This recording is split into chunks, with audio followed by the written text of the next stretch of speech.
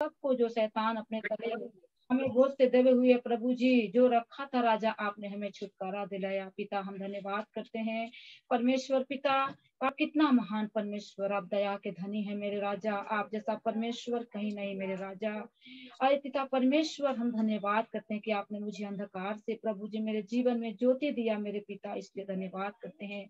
हम धन्यवाद करते हैं प्रभु जी राजा कि आपने जगत की उत्पत्ति से हमें चुना प्रभु जी, हमारे नाम को लेके बुलाया पिता, इसलिए धन्यवाद करते हैं प्रभु जी कि आपने हमारे माँ के गर्भ से चुना। पिता हम धन्यवाद करते हैं राजा, आपका वचन बोलता है कि ऐसा हो सकता है कि एक जन्म देने वाली माता भूल सकती है, छोड़ सकती है। हाँ मेरे पिता परमेश्वर, एक माता तो भूल सकती है, छोड़ सकती है, लेकिन नहीं, आप हमें धोखा दिए, नहीं हमें छोड़े। आप कितना महान परमेश्वर है मेरे पिता, हम आपका धन्यवाद करते हैं। हाँ प्रभु जी, आपका वचन बोलता है राजा कि आप हमारी आड़ और ढाल है पिता, इसलिए हम धन्यवाद करते हैं प्रभु जी। यहोवा मेरा चरवाहा है प्रभु जी, आपका वचन बोलता है मुझे कोई घटी ना होगी पिता, चाहे मैं घोर अंधकार से भरी हुई तराई से होके चलूं तो भी हानि से ना डरूंगा पिता की आप से मेरे साथ हैं राजा। इसलिए धन्यवाद करते हैं प्रभु जी कि आपका वचन हमारे पांव के लिए दीपक, हमारे मार्ग के लिए उजियाला है पिता, इसलिए धन्यवाद करते हैं। हाँ प्रभु जी, हम धन्यवाद करते हैं उस जीवित वचन के लिए पिता जो आपने हमारे लिए दिया राजा, हम धन्यवाद करते हैं मेरे प्रभु जी। पिता परमेश्वर, आपने हम पर दया किया, अनुग्रह किया पिता, इसलिए हम धन्यवाद करते हैं। हाँ प्रभु जी, हम प्रार्थना करते हैं आज के दिन, आज के समय के लिए मेरे पिता परमेश्वर, कि जितना भी सुबह से लेकर अब तक प्रभु जो हमसे गुनाह पाप हुए हैं पिता, हम सारे अपने गुनाहों पापों को मान लेते हैं राजा, और अपने राजा अंगीकार करते हैं पिता, अपने लहू से धोके पिता हमें पवित्र करे, शुद्ध करे, हमारे मन को शुद्ध करे जैसा आप हैं। हे पिता परमेश्वर, हम प्रार्थना करते हैं राजा कि आज का प्रभु हम जो स्तुति आराधना करें पिता, जो केवल आपको महिमा मिले। हे पिता परमेश्वर, हम प्रार्थना करते हैं अपने सभी प्रभु, अपने देश राज्य के लिए प्रार्थना करते, जहाँ जहाँ की स्तुति आराधना होता है प्रभु, हर एक के जीवन में, हर एक की जगह आपकी उपस्थिति पाए, पवित्र आत्मा आप बड़े, हम सब बढ़ते जाए। हे पिता परमेश्वर, हम प्रार्थना करते हैं पिता, जितने जो ये जूम मीटिंग के द्वारा जितना जो भाई बहन जुड़े हैं पिता, हर एक के पापों अपराधों को हम मान लेते हैं प्रभु, अपने लहू से धो के शुद्ध करे पवित्र आत्मा, और हर एक के आत्मिक आंखों को खोल दे मेरे पिता, आत्मिक हृदय को खोल दे पिता, कि जो भी हम स्तुति आराधना करें पूरे हृदय सच्चाई से करें। पिता परमेश्वर, हम आपका धन्यवाद करते हैं। हाँ प्रभु जी, हम हर एक के जीवन को आपके सामर्थी हाथ के नीचे देते हैं प्रभु यीशु, आपका लहू का बाड़ा लगाते हैं प्रभु जी। हम प्रार्थना करते हैं मेरे पिता अपने दीदी भैया के लिए, अपने अगुओं के लिए पिता, जो उनके द्वारा हम वचन को प्रभु सीखते हैं राजा, हम प्रार्थना करते हैं उनके और आशीषित करना पिता। हम आपका धन्यवाद करते हैं, धन्यवाद धन्यवाद, हालेलुया। स्वर्गीय पृथ्वी के रचयिता, हम सबके मालिक, हम आपका धन्यवाद करते हैं प्रभु जी। हम फिर से एक बार आपको धन्यवाद करते हैं पिता परमेश्वर, हम धन्यवाद करते हैं कि हमने प्रार्थना की, आपने सुनी, और हमारे प्रभु हमारे मांगने से पहले आपने दिया पिता। हम धन्यवाद करते हैं, फिर से अपने जीवन से सारा आदर महिमा हम आपको देते हैं प्रभु, अपने उद्धारकर्ता प्रभु यीशु मसीह के नाम से मांगते हैं, amen amen amen. Hallelujah hallelujah hallelujah hallelujah. Hallelujah. Hosanna, hosanna. Hosanna. दीदी हम देख रहे हैं लाइट कट गई है मेरे यहाँ। हाँ हाँ हाँ, दिख रहे हैं।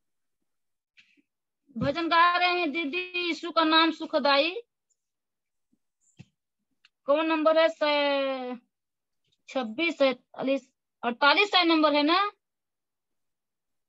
38 दिखाओ, हम दिखा 38 38 38 नंबर, आजारी आजारी गीत से 38 नंबर। हमें नहीं मालूम, शुरू करें? करो। और दिखाई। यीशु का नाम सुखदाई, भजन करो भाई, ये जीवन 2 दिन का। यीशु का नाम सुखदाई, भजन करो भाई, ये जीवन 2 दिन का। ये जीवन है मिट्टी का बर्तन, ये जीवन है मिट्टी का बर्तन, पानी पड़त गल जाई, भजन करो भाई, ये जीवन 2 दिन का। पानी पड़त गल जाई, भजन करो भाई, जीवन 2 दिन का। यीशु का नाम सुखदाई, भजन करो भाई, जीवन 2 दिन का। ये जीवन है कागज का टुकड़ा, ये जीवन है कागज का टुकड़ा, पवन चलत उड़ जाई, भजन करो भाई, ये जीवन 2 दिन का। पवन चलत उड़ जाई, भजन करो भाई, ये जीवन 2 दिन का। यीशु का नाम सुखदाई, भजन करो भाई, ये जीवन 2 दिन का। ये जीवन है फूलों की माला, ये जीवन है फूलों की माला, धूप लगत मुरझाई, भजन करो भाई, ये जीवन 2 दिन का। धूप लगत मुरझाई, भजन करो भाई, ये जीवन 2 दिन का। यीशु का नाम सुखदाई, भजन करो भाई, ये जीवन 2 दिन का। यीशु का नाम सुखदाई, भजन करो भाई, ये जीवन 2 दिन का। ये जीवन है चंदन की लकड़ी, ये जीवन है चंदन की लकड़ी, आग लगत जल जाई, भजन करो भाई, ये जीवन 2 दिन का। आग लगत जल जाई, भजन करो भाई, ये जीवन 2 दिन का। यीशु का नाम सुखदाई, भजन करो भाई, ये जीवन 2 दिन का। ये जीवन है पिंजरे का सुगा, ये जीवन है पिंजरे का सुगा, समय पावत उड़ जाई, भजन करो भाई, ये जीवन 2 दिन का। समय पावत उड़ जाई, भजन करो भाई, ये जीवन 2 दिन का।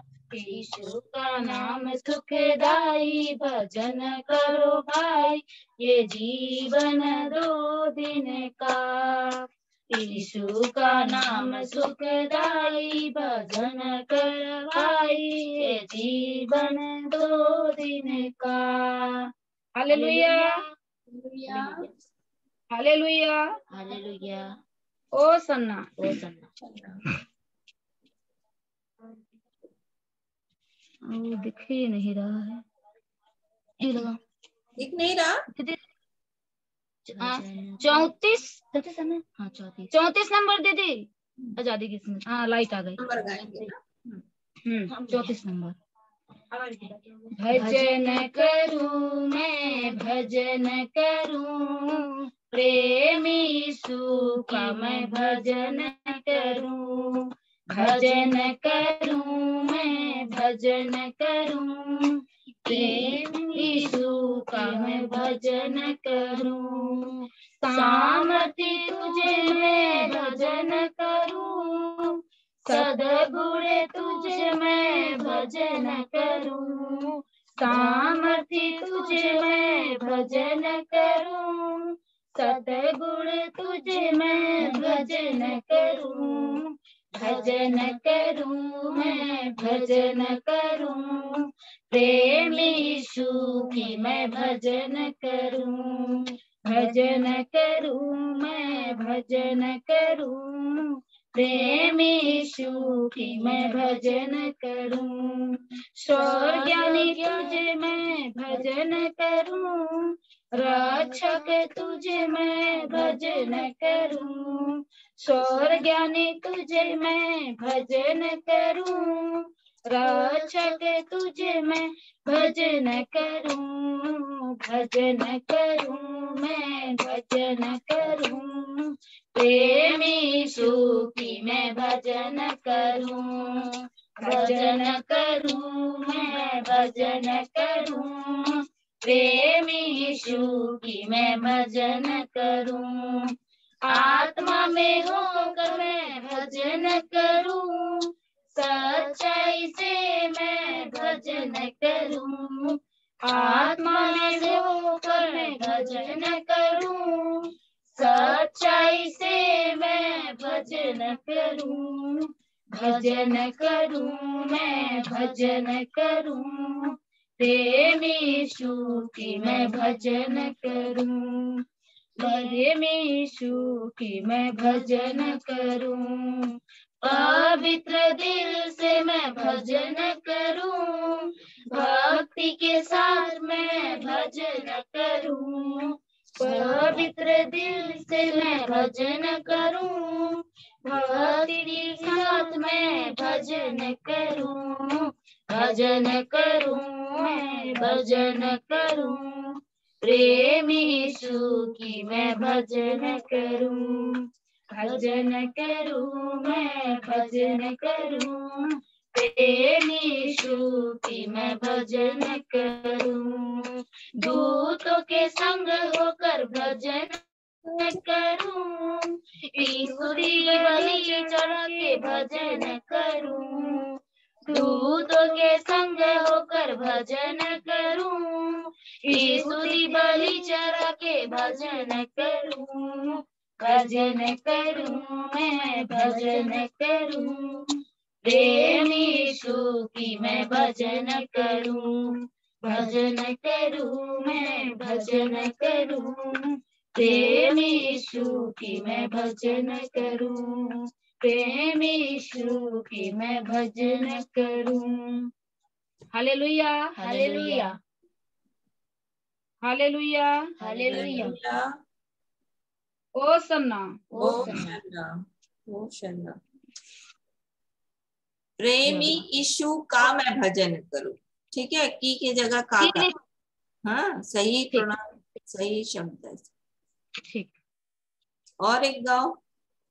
रुको, दीदी एक भजन हमको बहुत अच्छा, लेकिन तो हम नहीं उसको ढूंढ नहीं पाएंगे। यीशु मेरा रखवाला है, इस रखवाला, यीशु मेरा रखवाला कहाँ है? रखवाला इसमें नहीं होगा। जिनको है दीदी 400 ना, इंडेक्स में देखो ना, इसमें से मिल जाएगा। रुक रुक रुक रुक,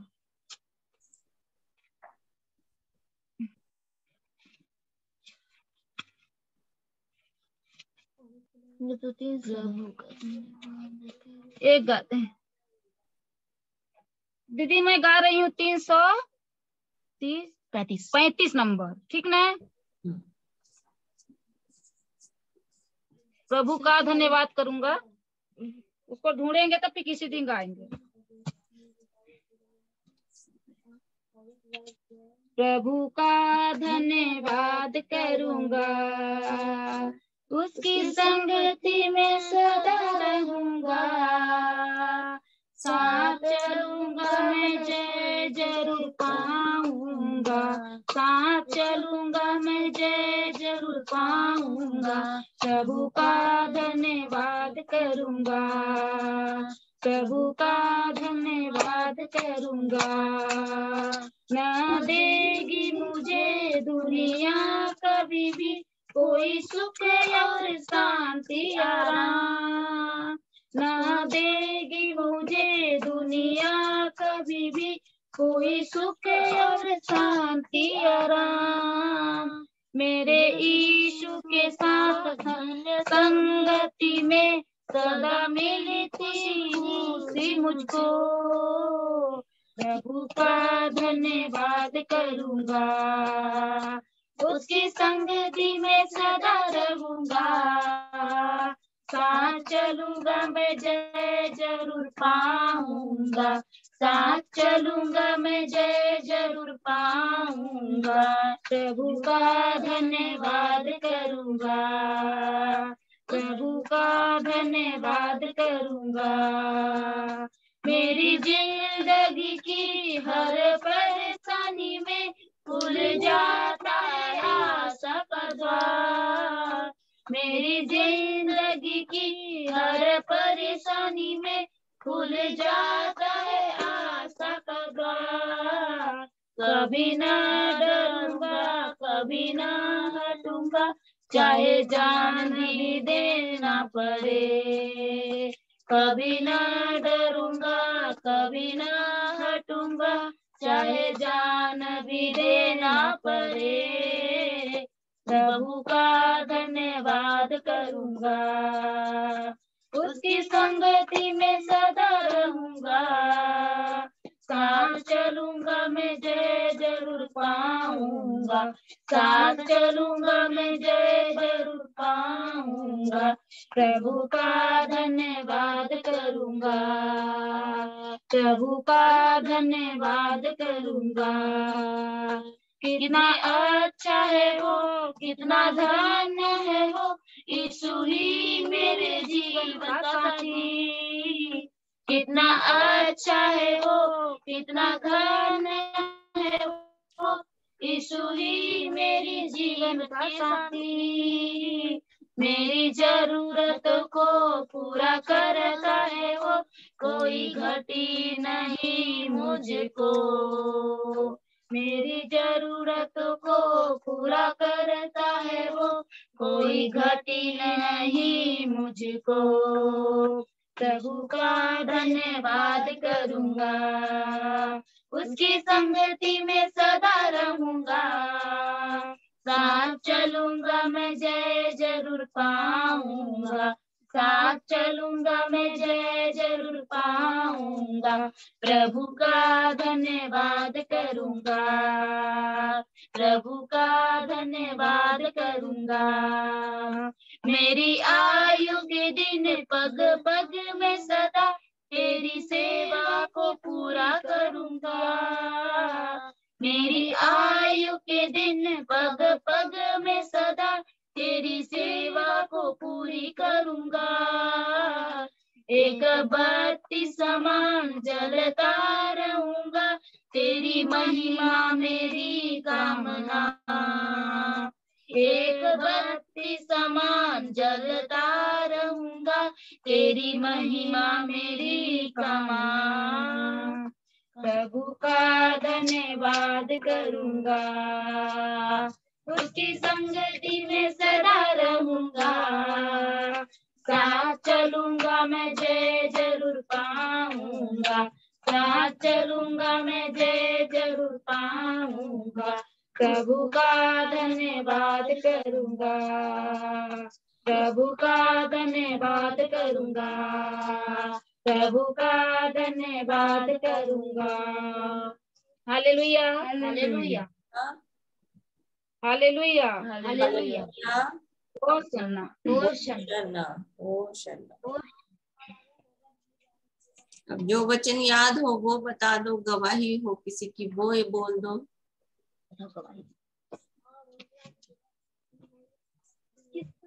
हम गवाही दी मम्मी, हम गवाही दी। गवाही मतलब जो आपके जीवन में प्रभु ने किया है वो बोलो, बोल सकती हो। जो अच्छे काम प्रभु ने आज के दिन आपके जीवन के लिए किया है उसको आप बोल सकते हो। गवाही मतलब ये होता है। मैं बोलती हूँ, मैं प्रभु का गवाही बार बार दूंगी दीदी, क्योंकि प्रभु का धन्यवाद हो कि सबसे पहले कि प्रभु ने मेरे दुख में दिया, क्योंकि यदि दुख ना दिए होते तो मैं प्रभु को ना पाई होती। सच्चा परमेश्वर कौन है? यूं ही जीवन हमारे ऐसे निकल जाता है, हम पाप में पड़े होते, शराब में पड़े होते, हमारी जिंदगी इधर की उधर ऐसे ही पड़ता। इसलिए हम पिता का धन्यवाद करते हैं सबसे पहले कि जब तक हम जिंदा जागृत, हमारा प्राण प्रभु हमें बचा के रखे हैं, हम अपने परिवार में हैं, सबके बीच में हैं। इतना अच्छा प्रभु हमको संगति दिए हैं कि सबके भाई बहनों के बीच में अच्छी अच्छी चीजों को हम सीख रहे हैं और उनके प्रभु के राह पे चल रहे हैं। इसलिए हम पिता का धन्यवाद करते हैं कि मैंने तो कभी नहीं सोचा था कि मैं कभी भी उठ पाऊंगी कि नहीं। मेरे जीवन से सारे आशा टूट गई थी, न तो कहीं रास्ता, न तो कहीं कोई मंजिल नजर आ रहा था। जहाँ भी जाती थी हर एक तरह रास्ता बंद था मेरे जीवन में। क्योंकि यही यही मैं इंसान हूँ। सोच लीजिए कि एक सियाना हो जाता है तो उसका दाना पानी छूटता है तो लोग क्या कहते हैं कि चला इसका लाश। वही मेरे जीवन में था कि जूस लाते थे, पानी तो मेरे गला में अंदर नहीं जाता था। अब सोच लीजिए कि 6-5 महीना इतने दिन से इसी मेरा खाना पीना पानी छूट गया था। वो जीवन मेरा कैसे रहा होगा। और रात को मैं 50-50 रुपया का हमको चुपके चुपके डॉक्टर से टैबलेट लाते थे नींद का, वो भी हार्ड वाला। फिर भी मुझे नींद के लिए कि मैं सो, फिर भी मुझे शैतान इतना परेशान करता था कि नींद को से मुझे जगा देता था मार के, और मैं बिस्तर पे ही बीमार हो जाती थी। इसलिए पिता का हम धन्यवाद करते हैं कि प्रभु ने आज तक मुझे जिंदा जागृत रखा। चारों तरफ से दौड़ते दौड़ते रात के दिन हम दौड़ते थे, बकरा भैंसा मार खाते थे। सबके बीच में मैं लज्जित होती थी कि एक जवान औरत ये भी खेल रही है सबके सामने, कोई क्या बोलता था। लेकिन हम उस जीवित परमेश्वर का धन्यवाद करते हैं सबसे दीदी कि आज मैं जीवित हूँ और सबसे मुझे छुड़ा लिए हैं प्रभु मुझे सुख भी दी दुख भी दी। फिर भी मेरे लिए एक गर्व की बात है, जीऊंगी तो प्रभु की महिमा के लिए, मरूंगी तो प्रभु की अपने पिता की गोद में जाऊंगी। इसलिए प्रभु वचन कल बोलता है कि तेरी माता एक तो छोड़ सकती है दूध पीती भूल सकती है, वो मेरे जीवन में हुआ। मेरी माँ ने मुझे बिस्तर पे सुला के और मेरी माँ ने खा के खत्म हो गई, लेकिन मुझे ध्यान नहीं दी क्योंकि बहुत मैंने मन्नत की बात मुझे मेरी माँ ने पाया था। मेरे मम्मी को भी शैतान ऐसे अटैक करता था, मारता था, उसी तरह खेलती थी। और मेरी मम्मी को ये ध्यान नहीं आया कि इतनी मन्नत की बाद मैंने अपनी बेटी को पाया है तो कैसे किसके बहाने सहारे रहेगी। लेकिन जीवित परमेश्वर का धन्यवाद करते हैं। मेरी माँ तो मुझे भूल गई छोड़ गई, लेकिन मेरे प्रभु मुझे नहीं छोड़े। वो वचन मेरे दिल में घर कर देता है। इसलिए हम धन्यवाद करते हैं कि प्रभु ने मुझे स्थान दिया। हम उसको लिए धन्यवाद करते हैं चंद्रिका भैया अपने हुए परिवार के लिए। वो परिवार मेरे लिए बहुत किए हैं दीदी। इसलिए प्रभु उनके परिवार को और बढ़ाए और मेरे जैसे मैंने छुटकारा पाया उसी तरह बहुत लोगों को छुटकारा मिले इन ओझाओं से ले, ताकि एक दलदल की कील से जिल्लत भरी जिंदगी से प्रभु बचा ले।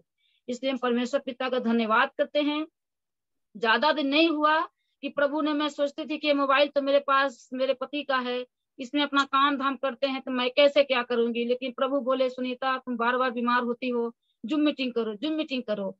कि मैं पिता से बोलती थी कि मैं कैसे कर पाऊंगी, मेरे पास मोबाइल नहीं है। लेकिन प्रभु का धन्यवाद हो कि मेरे बेटे का मोबाइल फूट गया तो उसके लिए नया मोबाइल आया। ये मोबाइल मेरे पति दे दिया कि तुम मीटिंग करना।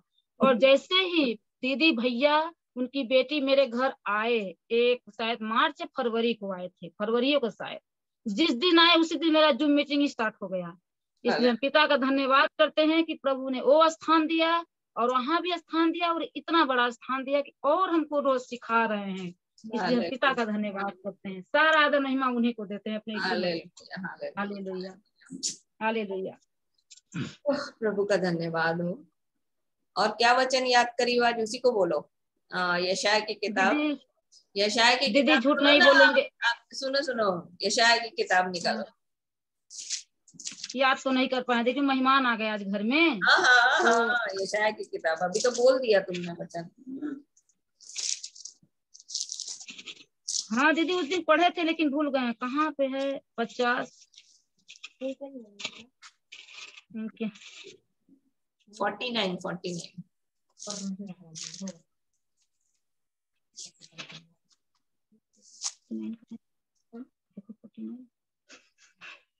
49:15 निकालो।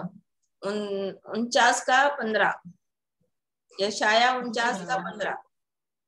हाँ दीदी टिक लगाए हैं, पा गए उसमें। पढ़ो। क्या यह पढ़े दीदी? क्या यह हो सकता है कि कोई माता अपने दूध पीते बच्चों को भूल जाए और अपने जन्माए हुए लड़के पर दया न करे? हाँ वह तो भूल सकती है, परंतु मैं तुझे नहीं भूल सकता। देख मैंने तेरा चित्र अपनी हथेलियों पर खोद कर बनाया है। तेरी सरपना सदैव बनी दृष्टि के सदैव मेरी दृष्टि के सामने बनी रहती है। मेरी दृष्टि के सामने बनी रहती है। तुमने तो बोला था वचन। शहरपना क्या है? यशाया की किताब उसका 60 अध्याय। यशाया की किताब उसका 60 अध्याय। जाओ उधर। 18 पद पढ़ो। 60 दीदी अभी तो नहीं ढूंढ पाए हैं, रुकिए 60। तुम जाओ यहाँ से। पढ़ी दीदी, यही 60 है। चलो गुनगुन पढ़ रही है, आप देखो वचन। ठीक ठीक। 18 दीदी। हाँ 18।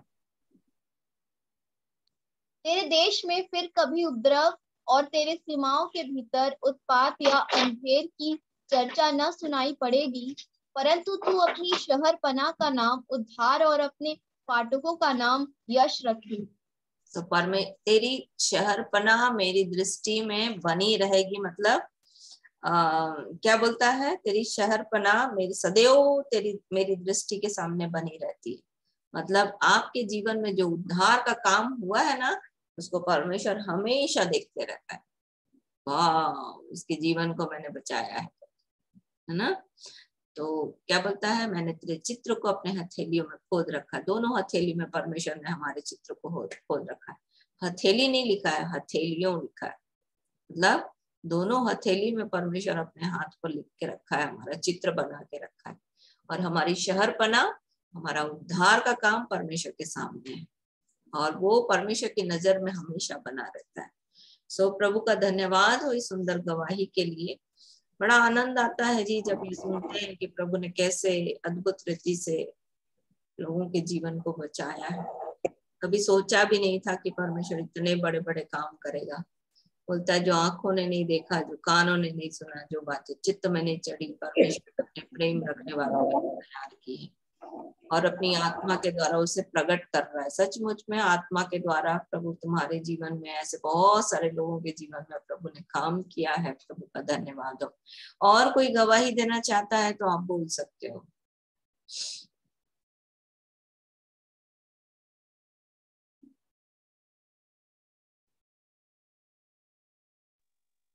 जय श्री दीदी। जय यीशु। हम प्रभु का धन्यवाद करते हैं। प्रभु ने हमें बचा के संभाल के रखा, आज के दिन में जीवित और जागृत रखा, शैतान के युक्तियों से बचा के रखा। आज के दिन में हम प्रभु के वचन में बैठे हैं, इसलिए हम प्रभु का धन्यवाद करते हैं। प्रभु की संगति में बैठे हैं, इसलिए हम प्रभु का धन्यवाद करते हैं। Hallelujah, hallelujah. कितनी बड़ी गवाही उसने बोली है। ऐसा आप सब भी बोल सकते हो कि प्रभु का धन्यवाद हो कि उसने मुझे ये मौका दिया कि मैं आज के दिन परमेश्वर के सामने दिन भर जिंदा रही, जीवित रही, प्रभु में रही, जागृत, और अभी बैठ करके परमेश्वर का धन्यवाद कर पा रही हूँ। इतना बोलने में क्या जाता है, कुछ जाएगा? नहीं जाएगा। परमेश्वर का वचन बोलता बार बार। मैं ये चीज मैंने जो सीखी है मैं आपके साथ बांटती हूँ कि हम मेमने के लहू और गवाही के वचन के द्वारा हम उस दोष लगाने वाले पर जय को पाते हैं। तो जब हम इस बात को बोलते हैं ना कि प्रभु ने यीशु के लहू के द्वारा हमारे जीवन में क्या काम किया, तो क्या होता है, शैतान हारता है। क्योंकि शैतान नहीं चाहता ना कि यीशु के लहू का काम हर एक के जीवन में हो। तो हर वो व्यक्ति जिसके जीवन में यीशु का काम, अरे लगता है अरे क्या बोलेंगे, थोड़ा सा तो है, क्या बोलेंगे, पर बोलना है। आप छोटी छोटी चीजों को बोलोगे ना तो प्रभु बड़ी बड़ी चीजें आपके जीवन के लिए करेगा। दीदी मैं गवाही, प्रभु का धन्यवाद हो कि परमेश्वर ने मुझे ठीक कर दिया, क्योंकि मैं पिछले दिनों में काफी तबीयत मेरी ठीक नहीं थी। प्रभु के प्रेयर वाटर से मैं परमेश्वर का धन्यवाद करती हूँ कि परमेश्वर मुझे अपने लहू से ठीक किया। और इन दिनों ना मुझे ऐसा लग रहा था कि मैं अपने बच्चों को समझ नहीं पा रही हूँ, मतलब वो बड़े हो रहे हैं, उनकी जरूरतें और ये सब चीजें। तो कुछ दिन से मुझे ऐसे रियलाइज हो रहा था कि मैं मेरी बेटी को नहीं समझ पा रही, क्योंकि उसकी जरूरतें कुछ अलग बदलती जा रही हैं अभी इन दिनों में। उसका बिहेवियर चेंज होता जा रहा है, उसका बोलना चेंज होता जा रहा है, और ये चीज ना मेरे को समझ में नहीं आ रही, क्योंकि मैंने उसको छोटी सी अपने पास ही रखा है और वो हमेशा से मेरे पास ही रही। वो शायद 5 साल तक ज्यादातर खेली भी नहीं है बाहर। वो अभी खेलने लगी है तो लोगों के बच्चों के जो एटीट्यूड है ये वो सब घर में लेके आ रही है और वही हम पर अप्लाई भी कर रही है ना। तो मुझे कुछ समझ में नहीं आ रहा था। कुछ दिनों पहले जैसे मैं अपने अब मेरे और मेरे हस्बैंड के रिलेशन के लिए जैसे मैं परमेश्वर के अनुग्रह को खोलती थी ना, तो प्रभु ने वही चीज मेरे मन में फिर से डाली कि मैं परमेश्वर के, मसीह के प्रेम को और पिता के प्रेम को हमारे बच्चों में मैं खोलूं। और प्रभु का धन्यवाद हो कि इन दिनों मतलब 2 दिन से उसका बिहेवियर इतना बदल गया फिर से। प्रभु का धन्यवाद हो। मैं कुछ दिन पहले ना ये अपने फ्रेंड से बात कर रहे थे और वो बोल रहे थे कि मेरी बेटी ना 17 साल की हो गई है और मैं उसे ना क्राइम पेट्रोल दिखाता हूँ कि वो इन सब चक्करों में ना पड़े, गलत संगति में ना जाए, ऐसा करके। तो ये मेरे को बता रहे थे, तो मैं बोली हमारे पास अच्छा है कि जीवित वचन है कि हमारे बच्चे कहीं नहीं भटकेंगे। इनको ये सब दिखाने की जरूरत पड़ रही है, हमें परमेश्वर के वचन को दिखाने की जरूरत है बच्चों को। तो प्रभु का धन्यवाद हो कि परमेश्वर समय समय पर ना गाइड भी करता है कि बच्चों को कैसे पालना है, कैसे बढ़ाना है, ये सब चीजें। तो प्रभु का धन्यवाद हो कि फिर से परमेश्वर ने मुझे फिर से खोलने के लिए सिखाया कि मैं फिर से इनके जीवन में, बच्चों के जीवन में या हमारे जीवन में परमेश्वर के प्रति जो भी प्रेम है ना उनको खोलूं।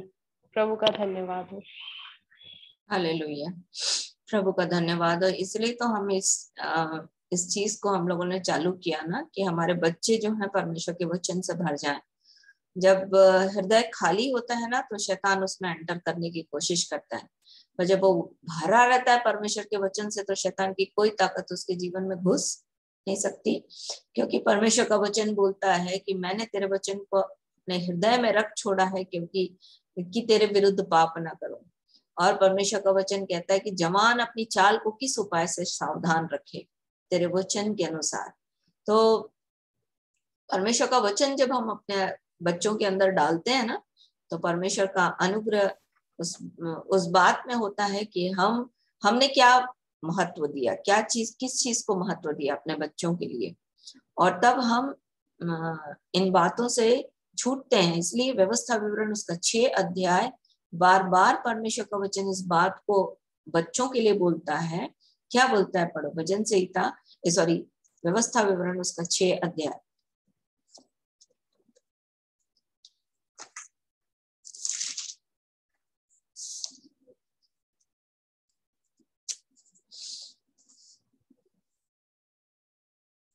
व्यवस्था विवरण उसका 6 अध्याय 6, 7, 8, 5 से पढ़ो। 5, 6, 7, 8, 9। तू अपने परमेश्वर यहोवा से अपने सारे मन और सारे जीव और सारी शक्ति के साथ प्रेम रखना, और ये आज्ञाएं जो मैं आज तुझको सुनाता हूँ वे तेरे मन में बनी रहे, और तू इन्हें अपने बाल बच्चों को समझाकर सिखाया करना, और घर में बैठे मार्ग पर चलते लेटते उठते इनकी चर्चा किया करना, और इन्हें अपने हाथ पर चिन्ह के रूप में बांधना, और ये तेरी आंखों के बीच टिके का काम दे, और इन्हें अपने अपने घर के चौखट की बाजुओं और अपने फाटकों पर लिखना। क्या बोल रहा है?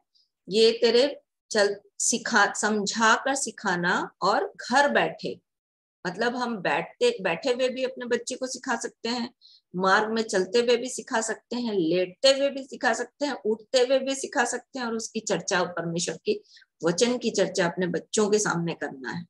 जितना आप परमेश्वर के वचन की चर्चा अपने बच्चों के सामने करोगे वो उनको सुरक्षित रखेंगे। मैंने अपने जीवन में देखा है, इसलिए मैं इस बात को बांट सकती हूँ आपके साथ कि हमने चलते फिरते, हमने कोई उठते लेटते, जब हमको समय मिलता था हम बच्चे के साथ वचन बांटते थे। आपको पता, मैंने बपतिस्मे के बारे में अपने बेटे को खाना बनाते बनाते किचन में उसके साथ संगति की, क्योंकि भैया ने बोला कि अब इसको बपतिस्मा के लिए तुमने संगति नहीं दी, देखो सारा चीज का जिम्मा मेरा रहता था, तो इतना समय निकाल पाना मेरे लिए कठिन होता था। तो मैं किचन में खड़े खड़े उसको बपतिस्मा के बारे में बताई, और फिर तुरंत उसने बोला कि मुझे बपतिस्मा चाहिए, और भाई लोग के आने के लिए ठहरा भी नहीं, और अपने डैडी से बोला कि नहीं, मेरे को अभी तुरंत बपतिस्मा दो, अगर यीशु मसीह आ जाएगा तो मेरा क्या होगा, करके उसका बपतिस्मा हो गया। फिर भाई लोग आए, तब हम जाके रोटी तोड़े। तो ऐसा मेरे बेटे के जीवन में हुआ। तो मैंने इस बात को सीखा है कि आप जब चलते फिरते उठते बैठते लेटते अपने बच्चों से इस बात की चर्चा करते हो ना, तो आज भी जब मेरा बेटा आता है तो हम डाइनिंग टेबल में बैठ करके, क्योंकि अभी MBA कर रहा था, बिजी था, ज्यादा समय हम लोग उसको नहीं दे पाते थे, या उसके पास ज्यादा समय नहीं था कि वो यहाँ आकर बैठ के हमसे बातें करे। तो जब टेबल में आता था खाना खाने के लिए, तब मैं उसे कोई वचन छोड़ देती थी इन द सेंस छेड़ देती थी। तो फिर उस वचन को लेकर के हम लोग फिर डिस्कस करते थे, बातचीत करते थे, परमेश्वर का वचन क्या बोलता है, कैसे परमेश्वर के वचन से क्या क्या इस बात से हम सीख सकते हैं। तो ऐसा आप भी यदि करोगे तो आप उसका फायदा उठाओगे। और मेरे बेटे की गवाही है, पता नहीं उसने यहाँ दी है कि नहीं, जब किसी ने उससे पूछा वचन के बारे में कि ये कहाँ लिखा हुआ है, तो शायद उसको याद नहीं आया, क्योंकि उन दिनों वो पढ़ाई में बहुत व्यस्त था। तो उसको लगा कि पढ़ाई मेरे लिए इतनी प्रायोरिटी हो गया है, इतना महत्वपूर्ण हो गया है कि परमेश्वर का वचन मेरे से हट रहा है। तो उसने क्या किया, वचन पढ़ना शुरू किया। तो जब हम जाते थे, या मैं खाना देने जाती थी, नाश्ता देने जाती थी, या सुबह का नाश्ता वो नीचे आके नहीं करता था तो मैं ऊपर जाती थी देने के लिए, तो जब देखो तब वो बाइबल पढ़ता रहे। तो भैया बोलते थे इस लड़के का कुछ नहीं हो सकता ये MBA कैसे पास करेगा पता नहीं, ये तो पुस्तकें पढ़ता ही नहीं है, केवल बाइबल पढ़ता रहता है। और आपको पता, मेरे बेटे ने जितने सेमेस्टर थे, 2 साल के सब सेमेस्टर में फर्स्ट क्लास डिस्टिंक्शन लाया। फर्स्ट क्लास डिस्टिंक्शन पूरे रिजल्ट में है उसका, पूरे में एक भी तो रिजल्ट ऐसा होता है जिसमें वो डिस्टिंक्शन नहीं लाया हो, हर एक में उसमें डिस्टिंक्शन है। और लास्ट जो पेपर चल रहा था उसमें बोलता है देखो आता है कि नहीं और जब पूछो, जब देखे भैया तो बोले, क्योंकि उस समय तो कोविड था, तो पूरे टाइम वो घर में ही रहता था, काफी समय उसने घर में बिताया, कॉलेज तो गए ही नहीं उन लोग। पर कॉलेज उसका यूनिवर्सिटी इतना अच्छा था कि कंटिन्यू उन लोगों के बीच में पढ़ाई चल रही थी, कभी उन लोगों का छुट्टी नहीं हुआ। तो प्रभु का धन्यवाद हो, जब हमारे बच्चे परमेश्वर के वचन को महिमा देते हैं तो परमेश्वर हमको ऊंचा पर लेकर जाता है। और आपको पता, भारत सरकार की ओर से उन लोगों ने कुछ काम किया, उसके हिसाब से भारत सरकार ने उन लोगों को काफी कुछ मतलब सर्टिफिकेट्स दिए भारत सरकार ने। और अभी उसका ये जो यूनिवर्सिटी है वो, मतलब बच्चे तो PhD के लिए खुद एग्जाम देते हैं ना, एग्जाम दे करके, एंट्रेंस एग्जाम दे करके यूनिवर्सिटी में जाते हैं। पर प्रभु का धन्यवाद हो कि मेरे बेटे को यूनिवर्सिटी से ऑफर है कि PhD करने आ जाओ हमारे यूनिवर्सिटी में और हमारी यूनिवर्सिटी का नाम हो जाएगा। और तब मेरा अभी हम गए थे वेलोर, तो मेरा बेटा आया हुआ था, तो मेरा बेटा बोल रहा था कि क्या मैं PhD करूं, 5 साल लगेंगे PhD करने के लिए, कैसे करूं। मैंने बोला पढ़, जितना मौका मिलता है पढ़। और ये प्रभु का अनुग्रह है। मतलब ये जो मैं आपको बता रही हूँ ना, एक माँ की खुशी प्रभु के लिए धन्यवाद के रूप में निकल रही है कि जो चीज मैंने चाहा कि लोगों के जीवन में हो, तो प्रभु ने मेरे जीवन के लिए किया। मैंने लोगों के घर के लिए काम किया तो परमेश्वर ने मेरे घर को बनाया, और आत्मा के धरातल पे। और ये केवल प्रभु का अनुग्रह है जिसमें हमने चलते फिरते उठते बैठते, मिसेस मौर्या के साथ मैं सुबेरे मिसेस मौर्या आ जाती थी, वो जुड़ी हुई है, तो सुबह से हम लोग वचन संगति करते रहते थे और उसके कान हमारे साथ लगे रहते थे। और ये हमको तब पता चला जब हम अभी उसके साथ संगति करते हैं, तो बोलता है आपने वो वाला वहां बोला था ना, ऐसा बोला था ना उस दिन, मौर्य सिस्टर के साथ बैठ करके, मिंज सिस्टर के साथ बैठ करके, मिंज आंटी के साथ बैठ करके। तब मुझे लगता है कि अच्छा, तब इसका सारा ध्यान वहां था। तो ये प्रभु का अनुग्रह है, ये प्रभु की दया है जो प्रभु ने हमारे जीवन के लिए की है। तो मैं अपने जीवन से एक चीज आपके साथ बांट सकती हूँ कि जितना समय मिलता है आप अपने बच्चों के अंदर परमेश्वर के वचन को घुसा दो। जितना ज्यादा परमेश्वर का वचन उनके अंदर जाएगा ना, और वो परमेश्वर से प्रेम करने लगेंगे ना, उतना ज्यादा परमेश्वर उनको ऊंचाई पर लेकर जाएगा। हाँ, जितना उसके लिए परमेश्वर ने रखा है मेरे बेटे के लिए, उतना उसको लेके जा रहा है। और मैं चाहती हूँ कि आप न केवल मेरे बेटे के जीवन में, परंतु परमेश्वर सबके बच्चे में वो अनुग्रह करे। और इसलिए मैं बोलती रहती हूँ कि आप अपने बच्चों को याद कराओ, परमेश्वर के वचन को याद करवाओ, परमेश्वर के वचन को याद करो। जब तक माँ बाप नहीं करेंगे तो बच्चों के जीवन में कैसे होगा, है ना। माँ बाप नहीं करेंगे तो बच्चों के जीवन में नहीं होने वाला। तो माँ बाप को पहले इसके लिए तैयार होना है, क्योंकि माँ बाप जो है ना सबसे पहला टीचर होता है बच्चों के लिए। स्कूल में बाद में सीखते हैं बच्चे, माँ बाप के पास पहले सीखते हैं, इसलिए सबसे पहला टीचर माँ बाप होता है। हाँ, तो यदि आपके पास वचन याद है तो आप बोल सकते हो।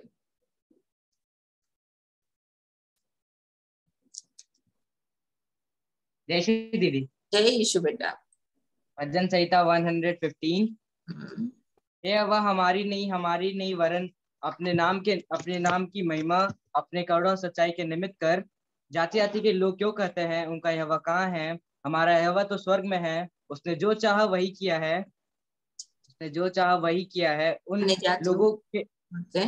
लोगों के मूर्तें तो सोने और चांदी ही के हैं, जो मनुष्यों के हाथ की बनाई हुई हैं। उनके मुंह तो होते हैं परंतु वे बोल नहीं सकती। उनके आंखें तो होती है परंतु वे देख नहीं सकती। उनके कान तो होते हैं परंतु वे सुन नहीं सकती। उनके नाक तो होते हैं परंतु वे सूंघ नहीं सकती। उनके हाथ तो होते हैं परंतु वे स्पर्श नहीं कर सकती। उनके पांव तो होते हैं परंतु वे चल नहीं सकती। उनके कंठ से कुछ कुछ भी शब्द नहीं निकलता। जैसे वो हैं वैसे उनके बनाने वाले भी हैं। वैसे ही उन पर सब भरोसा रखने वाले वैसे ही हो जाएंगे। हे इस्राएल यहोवा पर भरोसा रखो, तेरा सहायक और ढाल वही है। हे हारून के घराने यहोवा पर भरोसा रखो, तेरा सहायक और ढाल वही है। हे यहोवा के डरवैयो यहोवा पर भरोसा रखो, तेरा सहायक और ढाल वही है।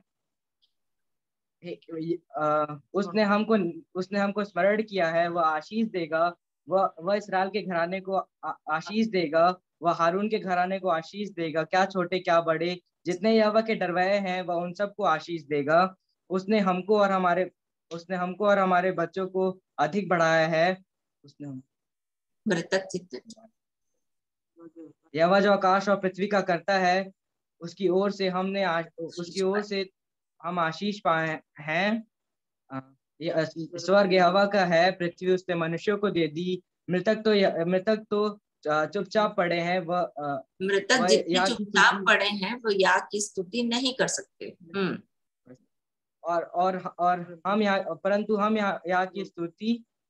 हम लोग यहाँ की स्तुति आपसे लेकर सदा सर्वदा तक करते रहेंगे। हालेलुया, वेरी गुड विशु, याद है, बढ़िया।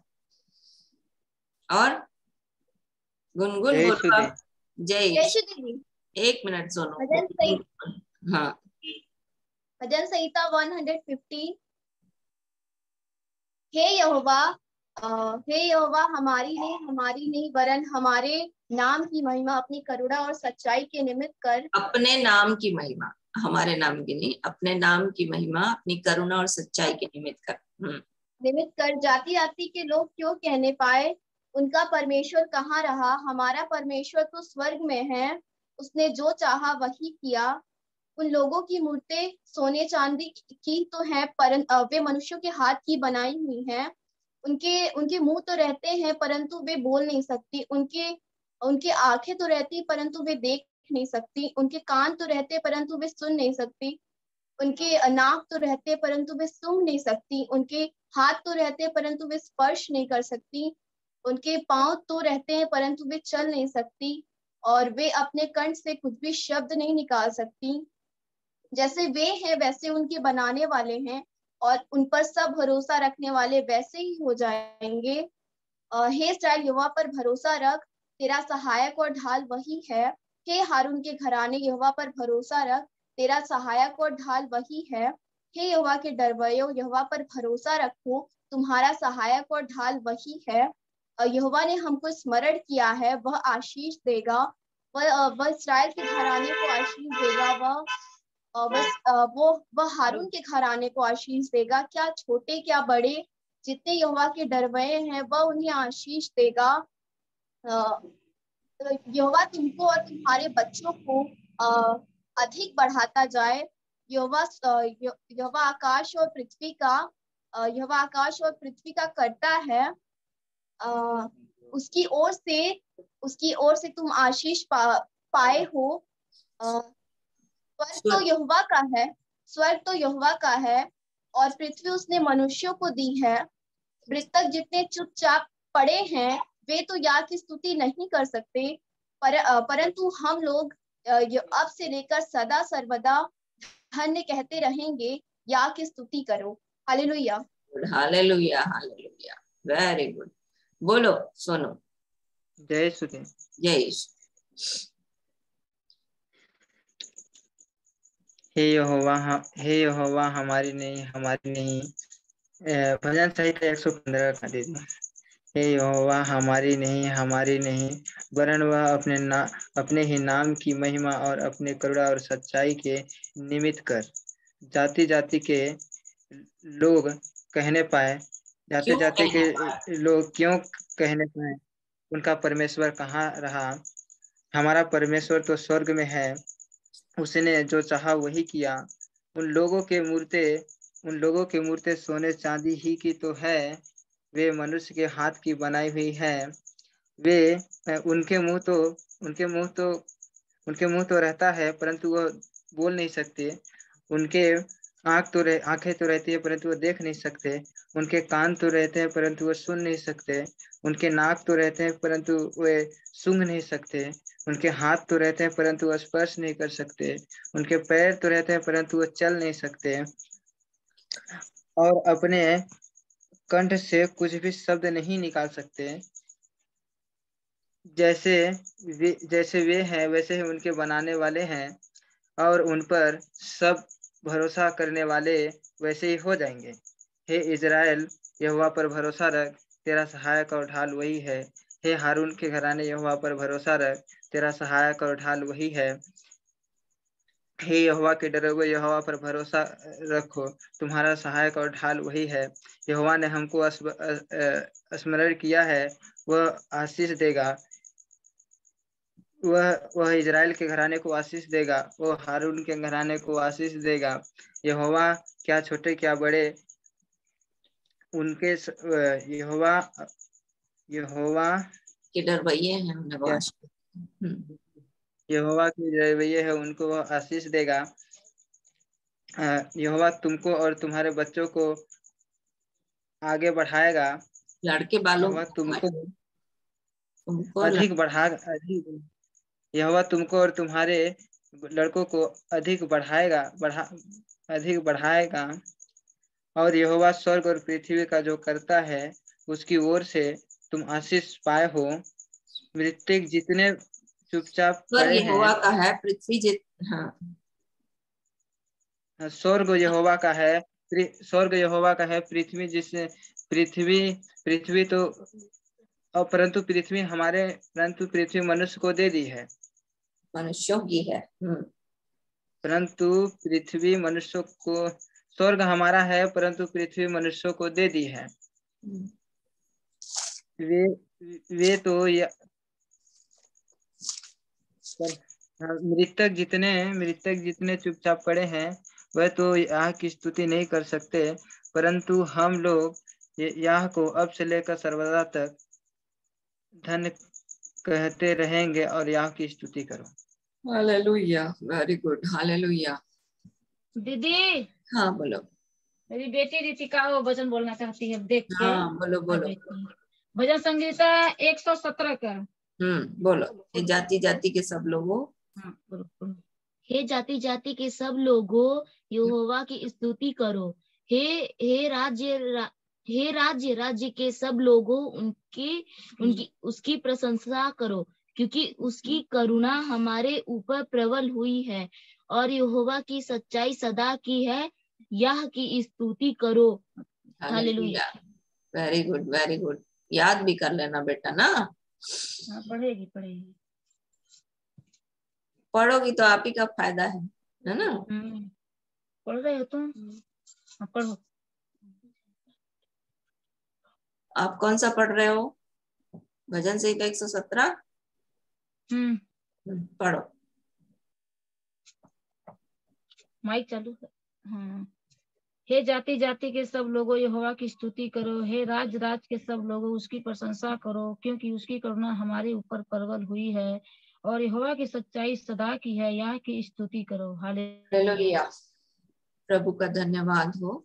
ऐसे ही आप लोग सब याद करो, जब तक याद नहीं करोगे तो मुश्किल हो जाएगा, क्योंकि परमेश्वर का वचन बोलता है हम सफलता चाहते हैं ना, हम प्रभावशाली होना चाहते हैं, हम सफलता चाहते हैं अपने जीवन की के लिए। तो परमेश्वर का वचन बोलता है कि व्यवस्था की यह पुस्तक तेरे मुंह से कभी ना उतरे, रात दिन इसी में ध्यान दिए रहना, ताकि इसके अनुसार करने की तू चौकसी करे, है ना। ऐसा करने से तेरे सब काम सफल होंगे और तू प्रभावशाली होगा। तो प्रभावशाली और सफलता कब आती है? जब परमेश्वर का वचन हमारे मुंह में रहता है। चलते फिरते, उठते बैठते लेटते इसी की चर्चा करेंगे तो परमेश्वर का वचन हमारे जीवन में वो सब आशीषें लेकर आएगा जो हमारे जीवन के लिए प्रभु ने रखी है। नहमिया की पुस्तक उसका 9 अध्याय।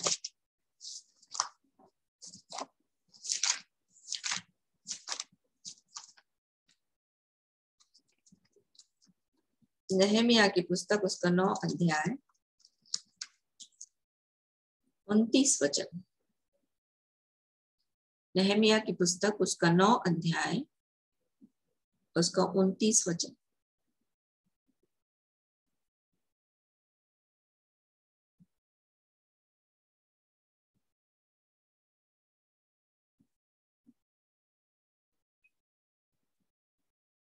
ये बार बार गलती करते थे इस्राएली, परमेश्वर इनको बार बार छुड़ाता था, चिताता था। तो परमेश्वर का वचन बोलता है कि वह उनको चिताता था, इसलिए बार बार उनको छुड़ाता और उनको चिताता था कि उनको फिर अपनी व्यवस्था के अधीन कर दे। परंतु वे अभिमान करते रहे और तेरी आज्ञा नहीं मानते थे, और तेरे नियम जिनको यदि मनुष्य मान तो उनके कारण जीवित रहे, उनके विरुद्ध पाप करते और हट करके अपना कंधा हटाते और सुनाते थे। मतलब मुख्य जो मैं आपको बताना चाह रही हूँ वो ये है कि जब मनुष्य परमेश्वर के वचन को मानता है तो उसके कारण से क्या होता है? जीवित रहता है। न केवल ये संसार का जीवन, पर आत्मा का जीवन जो है वो हमारा जीवित रहता है और बढ़ते जाता है। जैसे शरीर में नहीं बढ़ेगा तो आदमी क्या होगा? बोलेंगे उसके जीवन में अंदर जीवन नहीं है, तभी तो वो बढ़ नहीं रहा है ना। जब बच्चे हाइट में नहीं बढ़ते तो माँ बाप परेशान हो जाते हैं, जब बच्चे हेल्थ में नहीं बढ़ते तो माँ बाप परेशान हो जाते हैं, है ना। वैसे ही परमेश्वर आत्मा के धरातल पे हमको बढ़ाना चाहता है, और जैसे हम शरीर के धरातल पर बढ़ने के लिए खाना खाते हैं, वैसे आत्मा के धरातल पर बढ़ने के लिए हमको क्या करना पड़ेगा? हमको ये खाना पड़ेगा, परमेश्वर का वचन। तो अगर जब तक आप परमेश्वर के वचन को नहीं खाएंगे तो आप मजबूत नहीं बनेंगे, और ज्यादा खाएंगे तो क्या होंगे? हिष्ट-पुष्ट होंगे। इसलिए ज्यादा भी खाना है और हिष्ट-पुष्ट भी होना है। बहुत ज्यादा भी नहीं खाना है, मतलब जितना खाना है जितना पचा सके, इसलिए मनन भी जरूरी है। सो प्रभु हमारी सहायता करे। यदि आपके पास कोई प्रश्न है तो आप पूछ सकते हो। जय श्री दीदी, जय यीशु। ये बोल रही थी कि जो ये कैथोलिक चर्च वाले हैं सिस्टर फादर लोग, तो वहाँ पे भी मंतु हमारे यहाँ आई है, तो अभी बोल रही थी मतलब शाम टाइम में दिन डूबने पर कि हमको दिखाई दे, मतलब उसको तबीयत कल ज्यादा खराब हो गया था उनका, तो उनको पास सोनू लेके गया था चंद्रिका भैया के पास में। दीदी आवाज आ रही है? आ रही। तो वहां से फिर ले आए तो मेरे यहाँ छोड़ दिया, बोली कि मैं नहीं जाऊंगी वहाँ, घर हम आशा के यहाँ जाएंगे, वहीं 1 सप्ताह की प्रार्थना करवाएंगे करेंगे तो ठीक हो जाएंगे हम। तो मेरे पास फिर चली आई, फिर ठीक थी। आज सुबह से मैं वो फास्टिंग की, तो हम बोले कि मत करो, जब अभी तबीयत सही नहीं है, कमजोरी है, तुमको दिक्कत है, तो अभी खाओ पियो, फिर इसके बाद फिर करना जब सही हो जाना तो वो फिर दिन भर वैसे रही। फिर अभी शाम टाइम लेके बोली कि हमको हमको दिखाई दे रहा है हमारे अंदर से सब बंधन टूट गया है, प्रभु दिखा रहा है, लेकिन एक है मुसलमान का जीन, और हमको प्रभु बोल रहा है कि मुसलमान के पास जाओ, उसको मतलब जा सकते, इधर नहीं ठीक हो रहा है तो वो उससे मतलब वो बांधेगा, क्या करेगा, ऐसे बोल रही है।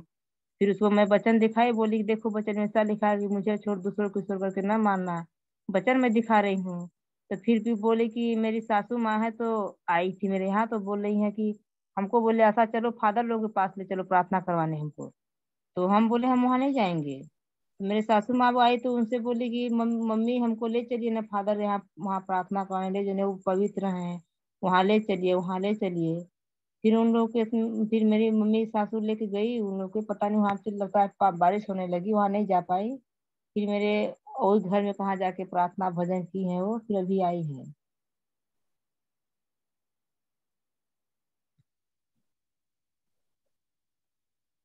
तो आप मुझसे क्या पूछना चाह रही हो? हम बता रही पूछना थी। ये चाह नहीं, उनको ये पूछना चाह रहे कितना प्रार्थना हो रहा है, सब कुछ हो रहा है इसके लिए, फिर ऐसे बातें करती रहती हैं।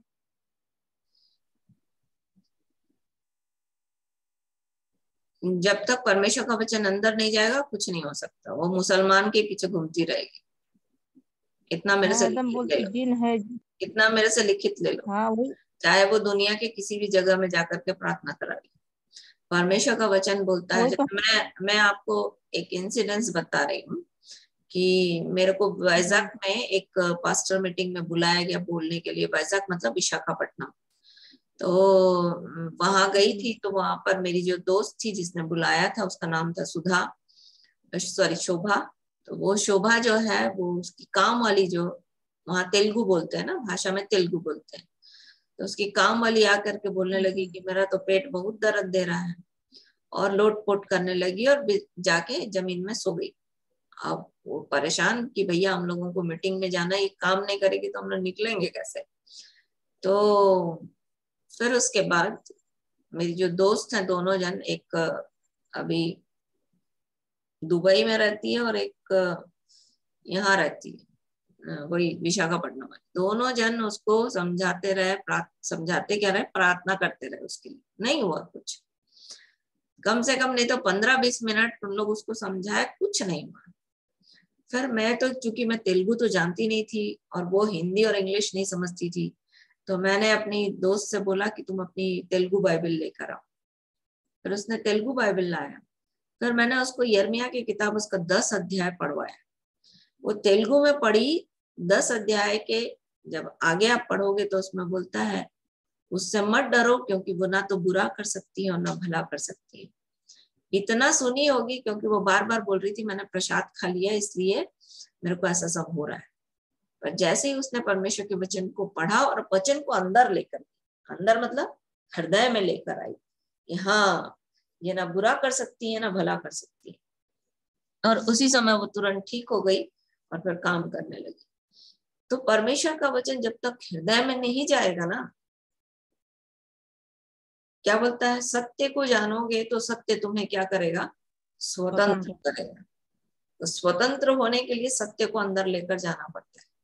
दीदी वही हम बोल रहे हैं कि तुम विश्वास करो अपने इतना वचन को। विश्वास करो नहीं होता है जी, विश्वास करना नहीं होता है, वचन को हृदय में लेकर जाना कि हाँ वही बोली लाओ। अंगीकार करना कि मैं यीशु की हूँ, मेरे जीवन पर यीशु का अधिकार है, तो कोई शैतानी ताकत मेरे जीवन में काम नहीं कर सकती।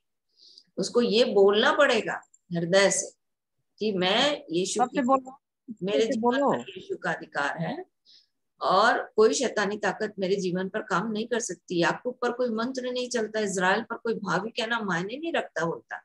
परमेश्वर का वचन बोलता है कि यीशु मसीह इसलिए आया कि शैतान के कामों को नाश करे। यीशु मसीह इसलिए आया कि शैतान के कामों को निकम्मा कर दे, मतलब वो बेकाम कर देता है यीशु मसीह। तो शैतान की ताकत किसी के जीवन में काम नहीं कर सकती जो यीशु के हैं। तो उसके लिए आपको उसके सामने खड़ा होना पड़ेगा ना भाई, वचन को बोलना पड़ेगा, क्योंकि शैतान के सामने यीशु मसीह ने क्या बोला था, वचन बोला था, तब वो हारा। जब तक आप वचन नहीं बोलोगे तो उसको पता होना चाहिए ना कि बच्चे। एक इंसिडेंस बताती हूँ। एक पास्टर था, एक लेडी के अंदर दुष्ट आत्मा था, और वो पास्टर जो है वो दुष्ट आत्मा निकालने के लिए वो लड़की के यहाँ गया गांव में। तो उस लड़की ने देखा कि ये पास्टर को ज्यादा तो कुछ जानकारी है नहीं, तो क्या बोली कि तू मुझे निकालता है, बता कहाँ लिखा है कि तेरे को यीशु मसीह अधिकार दिया है कि मेरे को निकाले। अब वो पास्टर को पता ही नहीं था कि कहाँ लिखा है, तो फिर उसको बोलती है ले मेरे को मार। जैसे ही वो मारने के लिए हाथ उठाया वैसे ही उसने उसके हाथ को पकड़ लिया और हाथ को पकड़ करके उसको थप्पड़ मारने लगी। और जब उसको थप्पड़ मारने लगी तो उसका हाथ ऐसे ही चलने लगा। उसने तो छोड़ दिया पर उसका हाथ ऐसे ही चलने लगा और ऐसे मारते मारते वो पूरे गांव में घूम रहा था। फिर क्या हुआ कि बहुत सारे लोगों ने उसके लिए प्रार्थना की, कुछ नहीं हो रहा है। फिर एक जो जिन्होंने मेरे लिए भविष्यवाणी की थी उनको बुलाया गया, क्योंकि ये बात गुजरात की है। तो उनको बुलाया गया और फिर वो उसके लिए प्रार्थना किए, तो वो ठीक हुई और वो लड़की भी ठीक हुई और ये भी ठीक हुआ। तो कब ठीक हुआ? जब वो उस बात को बोले कि परमेश्वर का वचन यहाँ बोलता है कि उसने मुझे ये अधिकार दिया। तो शैतान भी जानता है कि आपको कितने पानी में आप दूसरों के सामने। एक्चुअल में क्या हो रहा है ना, जो नए लोग रहते हैं ना, जैसे उनके सामने आप गवाही दोगे, आत्मा में प्रार्थना करोगे, है ना, दर्शन बताओगे, तो जिनको सामने वाले को समझ में नहीं आता हो तो बोलेगा ना कि बहुत आत्मा में भरा है। तो ये ऐसे लोगों के बीच में है जहां पर उसको लग रहा है कि जो मैं देख रही हूँ वो सही दिख रही, और सामने वाला उचका रहा है उसको कि अरे तुम आत्मा में आ गई हो, तुम आत्मा में समझ में आ रहा है, तुमको सब कुछ परमेश्वर दिखा रहा है। पर वास्तव में क्या है, अंदर से तो वो खाली है, तो देखेगी क्या? जो आपके पास होगा आप वही दिखाओगे ना। जैसे इसको कैसे समझेंगे, एक बहुत अच्छी बात मैं आपको बता रही हूँ। याकूब को परमेश्वर ने आशीष दी। याकूब की आशीष, सॉरी, इज़हाक की आशीष, इज़हाक को परमेश्वर ने आशीष दिया। इज़हाक की आशीष परमेश्वर ने इज़हाक ने याकूब को दी। जब एसाव उसके पास आया आशीष मांगने के लिए, बोलता है मेरे पास तो खत्म हो गया, मेरे पास तो और कुछ नहीं है। तो बोलता कुछ तो सोच, मतलब जो आपके पास रहे, जितना आप मांगोगे उतना ही रहेगा, जितना मिला है उतना ही रहेगा। तो सामने वाले को आप क्या दोगे? जो आपके पास है, उसके अलावा तो आप कुछ दे नहीं सकते। मेरी बात समझ में आ रही है कि नहीं आ रही है? जी जी आ रही समझ में। तो जितना आपके पास होगा आप वही दोगे ना। या ऐसे लोगों की संगति के पास जाओ जहां पर आपको उससे ज्यादा मिले, तो आप संभल पाओगे। अदरवाइज आप ऐसे ही घूमते रहोगे कि हाँ, भ्रम में रहोगे कि हाँ मेरे को सब आता है, मेरे को सब दिखता है, मैं बहुत आत्मा में हूँ। तो गड़बड़ है ना फिर।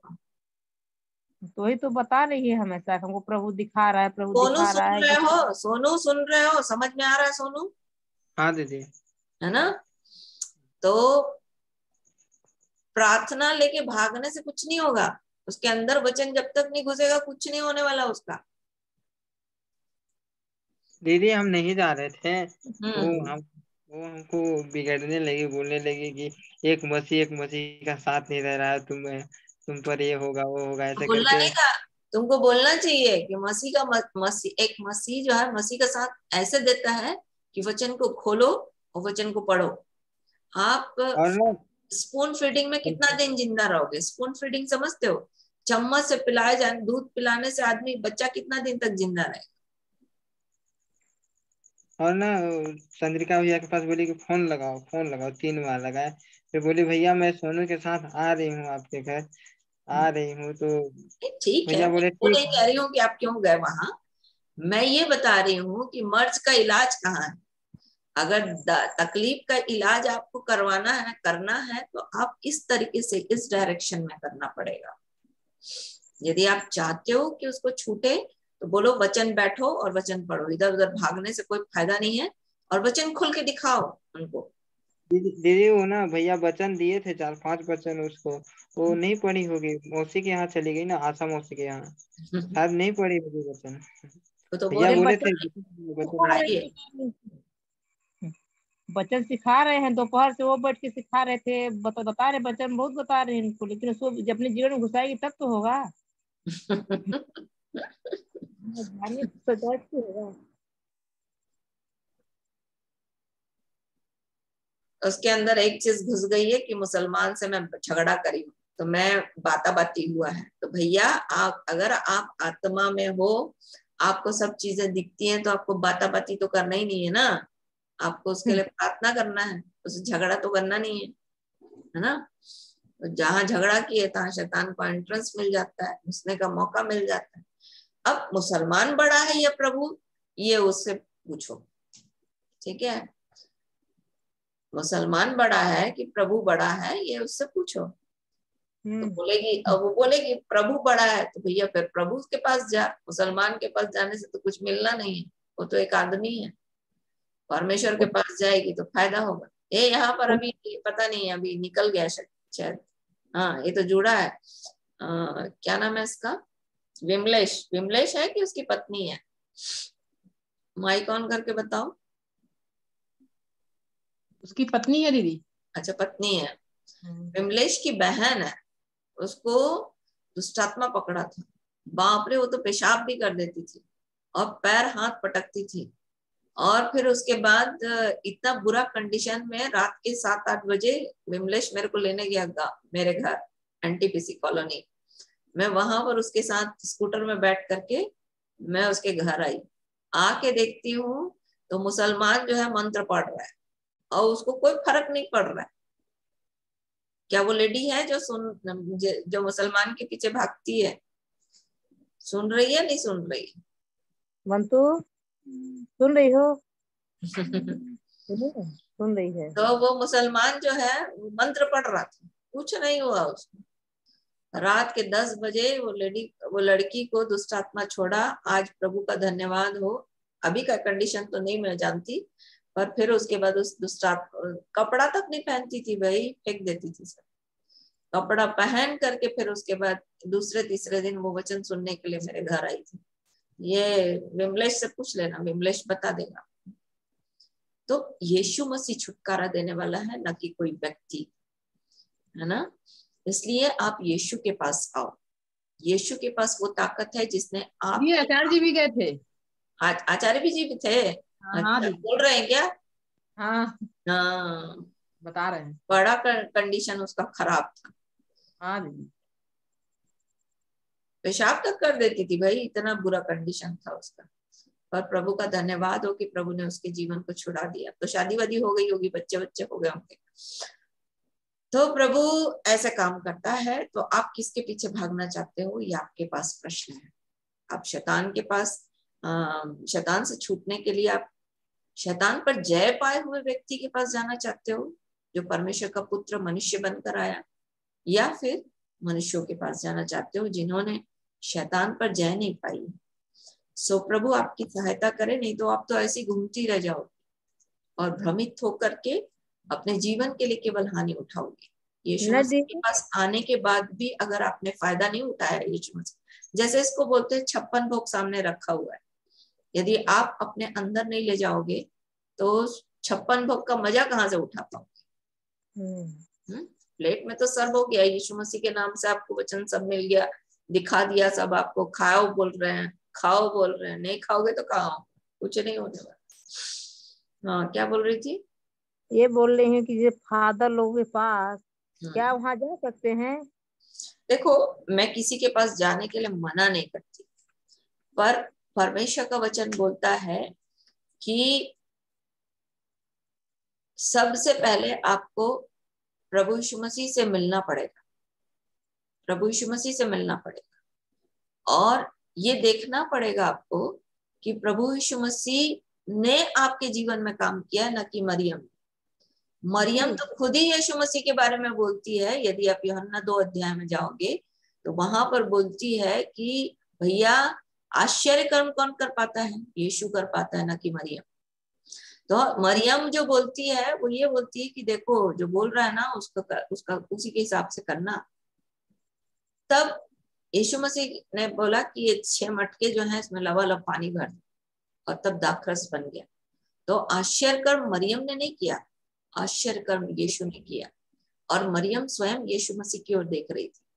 मरियम एक पवित्र लेडी थी, इसमें दो राय नहीं है। मरियम खुद यीशु मसीह के लिए कुड़ रही थी, है ना। बोलती है मैं और तेरा पिता कुड़ रहे हैं, बोलती है ना। क्योंकि यीशु मसीह 12 वर्ष की आयु में जब यरूशलेम में रुक गए और ये माता अपने रिश्तेदारों के साथ इन लोग वापस आ रहे थे, रास्ते में इनको पता चला कि अरे हमारे साथ तो यीशु है ही नहीं। तो फिर ये वापस गए, वापस गए तो जाके देखते हैं कि यीशु मसीह जो है वो व्यवस्थापकों के साथ चर्चा कर रहे हैं। तो बोलने लगी, जब उसको पकड़ी यीशु मसीह को, तो बोलती है, अरे मैं और तेरा पिता तो उड़ रहे थे, तेरे को ढूंढ रहे थे और तू यहाँ बैठा है। तब यीशु मसीह को बोलना पड़ा कि मेरे पिता का घर मेरे लिए महत्वपूर्ण है। तो ये है मरियम की कहानी। मरियम भी एक मनुष्य थी, पवित्रता में जिया, प्रभु ने उसकी कोख को इस्तेमाल किया, यह अलग बात है, पर वो महत्वपूर्ण नहीं है। कौन महत्वपूर्ण है? यीशु। अगर आपको चिन्ह और चमत्कार चाहिए, आश्चर्य कर्म चाहिए, तो आपको यीशु के पास आना पड़ेगा, न कि मरियम के पास जाना पड़ेगा। मरियम तो खुद ही बोली।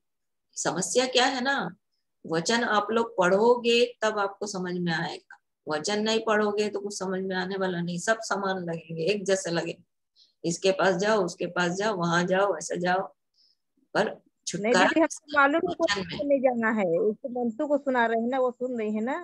हमें मालूम है कहाँ नहीं जाना है, खुद वहाँ नहीं जाना है। वहां से हम निकल आए हैं, 2 साल वहाँ संगति किए हैं फर्स्ट में।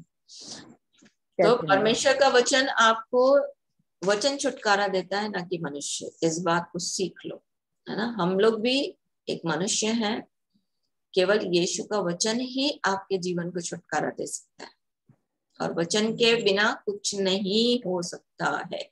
अगर लॉन्ग टर्म में आपको सुरक्षा चाहिए, लंबे समय तक आपको परमेश्वर के साथ चलना है, तो आपको वचन ही आपके जीवन में। क्या बोलता है? पहला यूहन्ना 1 अध्याय पढ़ो।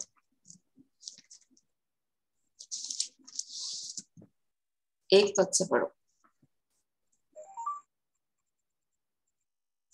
दीदी 1 अध्याय का? 1 अध्याय का, पहला यूहन्ना 1 अध्याय 1 पद।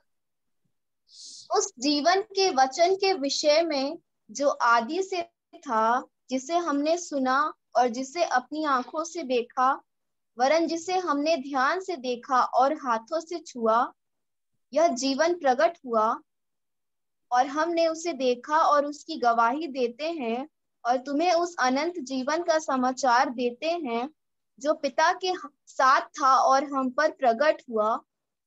जो कुछ हमने देखा और सुना है उसका समाचार तुम्हें भी देते हैं, इसलिए कि तुम भी हमारे साथ सहभागी हो, और हमारी यह सहभागिता पिता के साथ और उसके पुत्र यीशु मसीह के साथ है।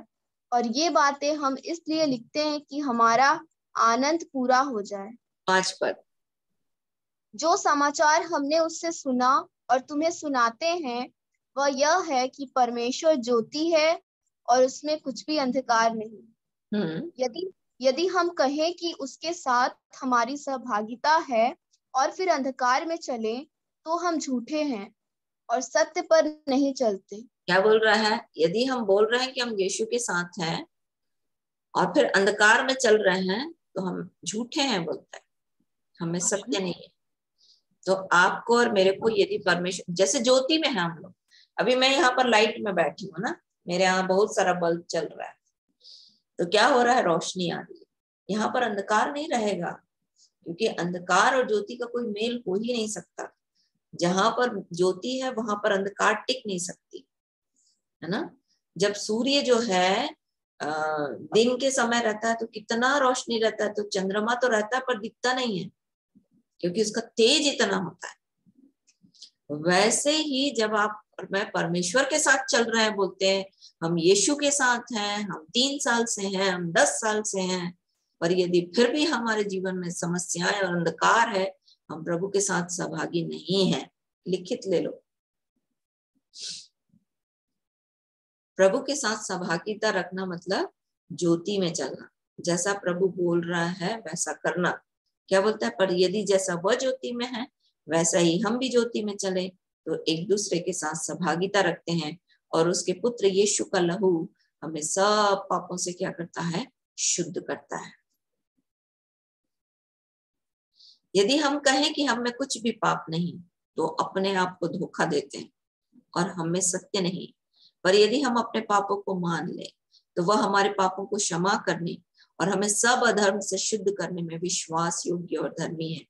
यदि हम कहें कि हमने पाप नहीं किया, तो हम उसे झूठा ठहराते हैं और उसका वचन हम में नहीं। मतलब ज्योति किस में है? परमेश्वर के वचन में। चेले बोल रहे हैं जिसे हमने हाथों से देखा, उस जीवन के वचन के विषय में, जिसे हमने देखा छुआ वरन ध्यान से देखा बोलता है, उसकी बात हम कर रहे हैं, और वो ज्योति है बोलता है। तो परमेश्वर का वचन ज्योति है। परमेश्वर के वचन को अंदर ले जाएंगे ना, तो सारा अंधकार जो है वो क्या हो जाता है, मिट जाता है। अब अगर ओझा सुखाओं की तरह काम करना है तो फिर तो कोई उपाय ही नहीं है। जैसे सुनीता बोल रही थी, ओझा लोग कितना उसको तंग किए, है ना। ओझा लोग क्या करते हैं, ओझा सुखा लोग, आप जाते हो, आपसे दान दक्षिणा लेते हैं और उसके बाद बोलते हैं ठीक है तुम जाओ, सारा काम हम कर देंगे। फिर उनको भूख लगती है तो फिर उनको फिर समस्या आती है आपके पास, और फिर वो आपको बुलाते हैं, फिर आप जाके दान दक्षिणा देते हो, और फिर कुछ देर के लिए आपको आराम मिलता है। तो ओझा सोखा ऐसा काम करते हैं। यहाँ ओझा सोखा वाला काम नहीं है कि मैं आपसे कुछ पैसे ले लूं और आपके लिए प्रार्थना करूं और आप चंगे हो जाओ कुछ देर के लिए, उसके बाद फिर मेरे पास आओ ताकि मैं आपके लिए प्रार्थना करूं। यहाँ पर वो काम है कि यीशु मसीह स्वयं आपके जीवन में आकर के आपके साथ संबंध बनाना चाहता है। 24 घंटा प्रभु आपके साथ रहना चाहता है, 24 घंटा प्रभु आपके साथ संगति करना चाहता है। तब जा करके परमेश्वर आपसे और मेरे से प्रसन्न होता है। कई एक बड़े बड़े भविष्यवक्ता हुए जिनको ये नहीं पता चलता था कि अच्छा परमेश्वर ने तो मेरे से छिपा रखा है, परमेश्वर ने तो अभी तक मुझे बताया ही नहीं। तो ऐसे ऐसे लोगों के सामने भी जब परमेश्वर ने कई चीजें रिवील नहीं की, प्रकाशित नहीं की, तो आप कैसे कह सकते हो कि मुझे जो दिख रहा है वो सब कुछ परमेश्वर की ओर से।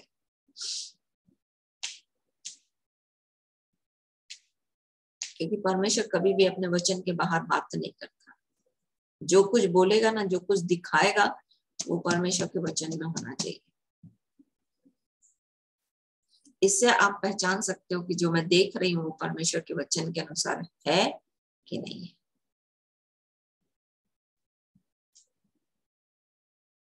समझ में आया आशा?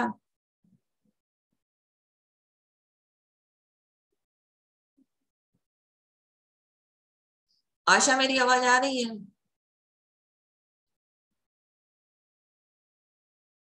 आप सबको मेरी आवाज आ रही है? हाँ दीदी आ रही है। आ रही है। ये रेडमी 9 प्राइम जो है ना, कहाँ से बोल रहे थे? तेलदा से। आप अपना वीडियो ऑन करोगे क्या थोड़ा?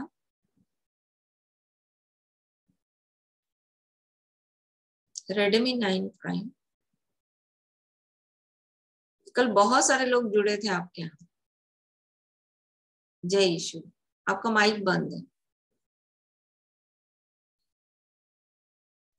आज बारिश है, बारिश। अच्छा बारिश हो रही है इसीलिए। चलो ठीक है, कल बात करेंगे आपसे। एक बात मैं आपको कल बपतिस्मा के बारे में कल बता रही थी। बपतिस्मा के बारे में एक छोटी सी बात और बताती हूँ, फिर अपन 20 हो गया। प्रकाशित वाक्य उसके 4 अध्याय में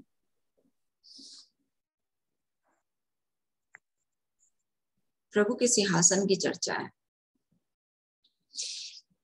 बोलता है उसका सिंहासन यशब और मानिक से जान पड़ता है। उसके सिंहासन के सामने मरकन समेत धनुष उसके आगे है। उसके सिंहासन के चारों ओर 4 प्राणी हैं। 24 प्राचीनों के सिंहासन रखे हुए, जिसमें 24 प्राचीन श्वेत और शुद्ध मलमल का वस्त्र पहने हुए हैं। उसके सिंहासन के चारों ओर क्या बोलता है? 7 आत्मा है जो परमेश्वर, 7 दीपक है जो परमेश्वर की 7 आत्मा है। फिर बोलता है उस सिंहासन के चारों ओर कांच का समुद्र है, बोलता है ना। सिंहासन के चारों ओर पढ़ो 4 अध्याय प्रकाशित वाक्य उसका 4 अध्याय 3 पद से पढ़ो।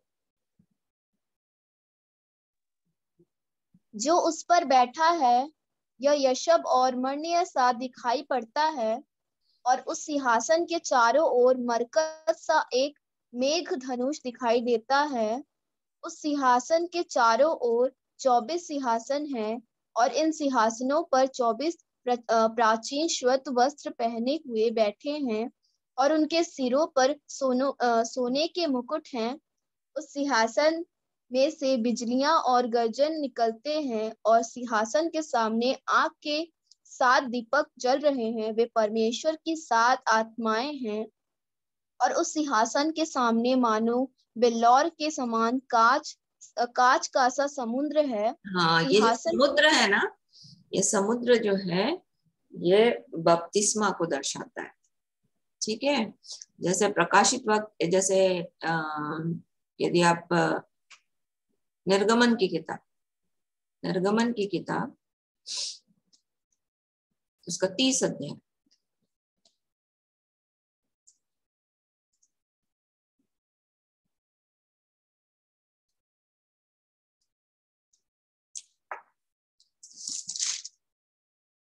जब वहां पर यहाँ पर के लिए वाचा का संदूक है तो वहां के लिए परमेश्वर, यहाँ के लिए अनुग्रह सिंहासन है तो वहां पर परमेश्वर का सिंहासन है ना। यहाँ पर जो वाचा का संदूक था, महापवित्र स्थान, उस वाचा के संदूक में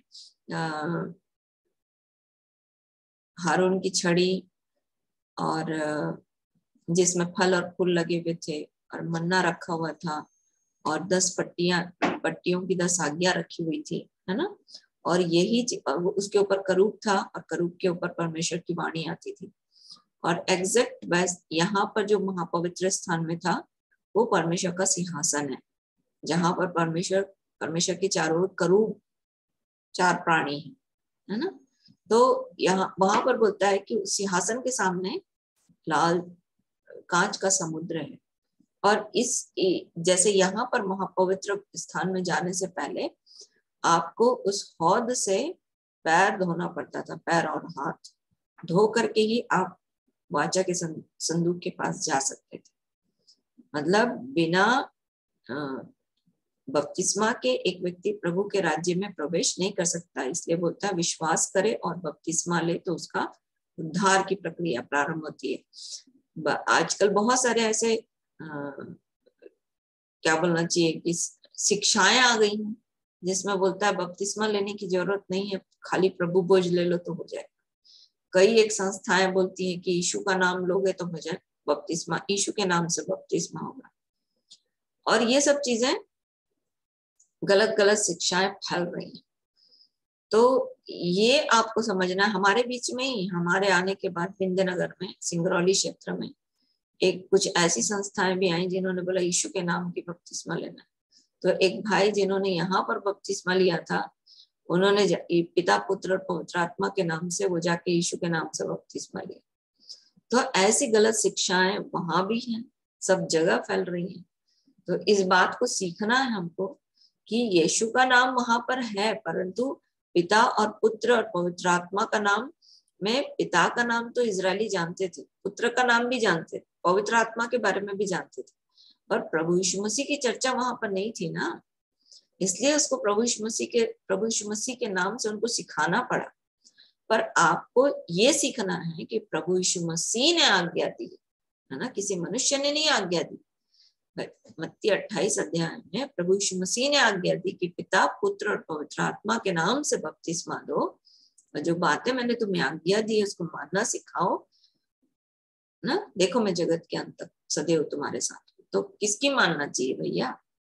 जो प्रभु यीशु मसीह स्वयं अपने मुंह से बोल रहे हैं उसको मानना पड़ेगा ना, है ना। तो ये चीजें गलत गलत चीजें फैली हुई है। फिर बोलता है कि पीतल की हौद बनाना और जो पैर हाथ धोने के लिए, इसी को 40 निर्गमन की किताब उसका 40 अध्याय में भी दिया हुआ है। मतलब पवित्र स्थान में जाने से पहले क्या करना, उस हौद से पैर और हाथ धोना। और इसी को प्रकाशित वाक्य में जब इसकी चर्चा हुई है, बिल्लौर के से कांच का समुद्र, तो इस समुद्र के बारे में जब आप पढ़ोगे तो वहां पर बोलता 42 लीटर पानी जा, वहां पर ऐसा समुद्र था जिसमें 42 लीटर जल जैसा, है ना। तो ये जो हौद के बारे में, क्योंकि जब हौद बनाया गया तो तंबू में था, फिर मंदिर में आया तो मंदिर में भी इसने बनवाया। इसलिए 7 अध्याय में क्या बोलना चाहिए, पहला राजा उसका 7 अध्याय, जब भवन बनाया तो उसका जो हौद था, उसका जो जगह था वो बड़ा हो गया, है ना। और इसको बपतिस्मा का मतलब क्या बोलता है, जैसे मूसा लोगों ने लाल समुद्र का बपतिस्मा लिया बोलते। तो जब पहला क्या किया, मेमना बलि हुआ, फिर उसके 3 दिन बाद जी उठा, और इसलिए वहां पर उन लोगों ने लाल समुद्र को पार किया। तो जब लाल समुद्र का बपतिस्मा कैसे लिया, कनान देश में प्रवेश करने के लिए उनको लाल समुद्र का बपतिस्मा लेने की जरूरत थी। तो बपतिस्मा इसलिए हमारी आवश्यकता है कि एक व्यक्ति का परमेश्वर के राज्य में प्रवेश करने के लिए। और बपतिस्मा का तरीका जैसे मैंने आपको बताया, डुबाए जाना। और बपतिस्मा कौन दे सकता है, कौन ले सकता है, ये भी महत्वपूर्ण है ना। कौन दे सकता है, कौन ले सकता है, जिसका हृदय छिदा हो, जिसने विश्वास किया हो मन से। और कौन दे सकता है, जो परमेश्वर का जन हो। यदि आप प्रेरितों के काम उसके 8 अध्याय में पढ़ते हैं तो वहां पर खोजा जा रहा था। कंदाकने रानी का खजांची जो था वो यरूशलेम में बलिदान चढ़ा के जा रहा था। फिलिप्पुस को प्रभु ने बोला कि इसके पीछे हो ले, और तब फिलिप्पुस उसको बताने लगा, क्योंकि ये यशायाह की पुस्तक, गाड़ी में भी बैठ करके यशायाह की पुस्तक पढ़ रहा था। तो बोलता है जब तक मुझे कोई ना समझाए तो मुझे कैसे समझ में आएगा। तब उसने सब कुछ, फिलिप्पुस ने उसको उसके रथ में बैठ करके उसको परमेश्वर के वचन के बारे में बताया। और जब बताया तो उसको समझ में आ गया कि अरे मेरे को तो यीशु मसीह के साथ चलना है, बिना यीशु के मैं परमेश्वर के राज्य में नहीं जा सकता। तो बोलता है देख, पानी भी यहाँ है और परमेश्वर का जन भी यहाँ है। तो बपतिस्मा कौन दे सकता है, जो परमेश्वर का जन हो। और लेना किसको है, जिसने मन फिराया। ठीक है, तो आज हमारा समय समाप्त हो गया। कल आप लोग थोड़ा याद करना इस वचन को जो हमने आज देखा। माता तो अपने बच्चे को जन्माए हुए पर दया नहीं करती और भूल सकती है, परंतु परमेश्वर कभी भी नहीं छोड़ता और कभी भी नहीं त्यागता, है ना। इस वचन को यशायाह की किताब उसका 49:15 याद करना। और दूसरा एक बात और मैं आपको बताऊंगी, जैसे व्यवस्था विवरण उसका 6 अध्याय हम पढ़ रहे थे, 7, 8, 6 तो अपन ने याद किया था कि अपने सारे जीव, सारे प्राण, सारी शक्ति से परमेश्वर से प्रेम करना। उसके नीचे का भी आप लोग याद करना कि मार्ग चलते, लेटते, उठते, बैठते किसी की चर्चा किससे, बच्चों से किया करना। ठीक है, आइए प्रार्थना करें। स्वर्ग और पृथ्वी के राजा यीशु के नाम में प्रभु हम आपका धन्यवाद करते हैं। फिर से प्रभु आज के दिन हम अपने आत्मा, प्राण और देह से आपके सामर्थ्य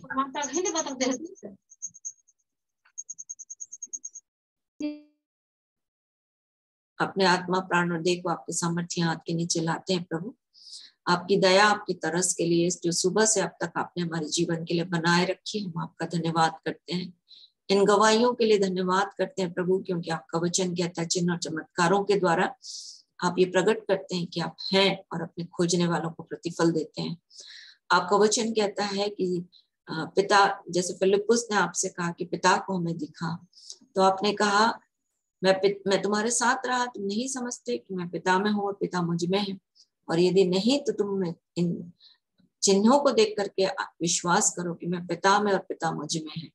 प्रभु आज के दिन हम आपका धन्यवाद करते हैं कि इन गवाहियों के द्वारा, इन छुटकारे के द्वारा आप इस बात को प्रकट करते हैं कि आप पिता में हैं और पिता आप में हैं, और हम आपके बिना पिता के पास नहीं जा सकते। इसलिए पवित्र आत्मा इन सब प्रियों की गवाहियों के लिए आपका धन्यवाद करते हैं, और फिर से इन प्रियों के जीवन को आपके सामर्थ्य हाथ के नीचे लाते हैं। प्रभु आप अवश्य है कि और भी आत्मिक रीति से वचन को पढ़ने की भूख और प्यास दीजिए, ताकि हमारा जीवन आपके वचन के साथ लगा रहे और हम आत्मिक रीति से बलवान हो सके। यीशु के नाम में प्रभु मोन्टू के लिए प्रार्थना करते हैं, पवित्र आत्मा उसकी जीवन पर दया करे, उसे छुटकारा दे। भ्रम की आत्मा मैं तुझे पुनरुत्थित और विजय यीशु के नाम में बांधती और आज्ञा देती हूँ, तेरा इस बहन के जीवन पर कोई अधिकार नहीं, और परमेश्वर के उद्धार, सामर्थ, राज्य और मसीह के अधिकार को पुनरुत्थित और विजय यीशु के नाम में मोन्टू के लिए खोल देते हैं। पवित्र आत्मा उसके हृदय में आए परमेश्वर का प्रेम इसके हृदय में डाला जाए, क्योंकि आपकी आत्मा के बिना हम कुछ भी नहीं। इसलिए पवित्र आत्मा मोन्टू के जीवन पर दया करें। फिर से श्याम प्यारे की बहन के लिए हम आपका अनुग्रह चाहते हैं प्रभु, पूरी स्वास्थ्य चंगाई चाहते हैं यीशु के नाम में। पवित्र आत्मा आपकी सामर्थ और भी उसके जीवन के लिए बहने पाए, ताकि प्रभु हर एक जो बिजली का प्रभाव से वो दुर्बल हो गई है, वो सारी दुर्बलता उसके जीवन से खत्म होने पाए। पवित्र आत्मा आपका राज्य उनके जीवन में आए, आपकी इच्छा पूरी हो। विशेष रूप से प्रभु जी फिर से हम श्याम प्यारे के परिवार के लिए प्रार्थना करते हैं। यीशु के नाम में आपके अनुग्रह को उस परिवार के लिए मांगते हैं। न बल से न शक्ति से, परंतु आपकी आत्मा के द्वारा सब कुछ संभव है। इसलिए हम आपका धन्यवाद करते हैं। इस रात्रि में हम अपने आत्मा प्राण और देह को आपके हाथ में देते हैं प्रभु। कल का दिन हम आपके साथ बिताना चाहते हैं। आपकी उपस्थिति के द्वारा आपके शत्रु तितर बितर हो। जैसे मोम आग की आंच से पिघल जाता है, वैसे आपकी बैरी आपकी उपस्थिति से नाश हो प्रभु, ऐसा अनुग्रह चाहते हैं कल के दिन। फिर से हम अपने देश के लिए प्रार्थना करते हैं प्रभु, इस देश पर अनुग्रह करें। इस देश की हर एक वो युक्तियां, हर एक वो योजना जो आपके कलीसिया के विरोध में है या इस देश के विरोध में है, वो यीशु के नाम में प्रभु मिटने पाए और आपका राज्य इस देश में बढ़े, आपकी इच्छा पूरी और आपका नाम पवित्र माना जाए।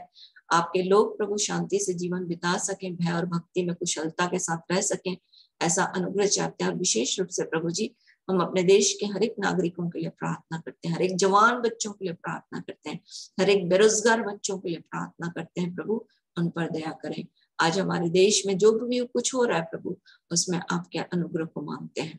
पवित्र आत्मा आपकी दया के द्वारा इस देश में हम कुशलता को मांगते हैं, शांति को मांगते हैं, ताकि आपके लोग भय और भक्ति और शांति के साथ जीवन बिता सकें। पवित्र आत्मा हम अपने देश के राजाओं और ऊंचे पद वालों के लिए प्रार्थना करते हैं यीशु के नाम में प्रभु।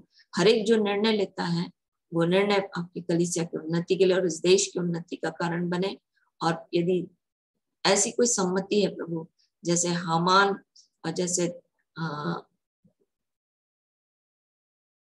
आपकी कलीसिया के विरोध में है, वो यीशु के नाम में मिटने पाए। हाँ प्रभु, जैसे आपने अहीतोपेल की युक्तियों को व्यक्त किया, जैसे आपने हामान की युक्तियों को और योजनाओं को विफल किया, वैसे प्रभु हमारे देश पर तरस खाए कि हमारे देश में केवल आपकी युक्ति बहुतायत के साथ काम करे। सारा आदर, सारी महिमा हम अपने जीवन से आपको देते हैं।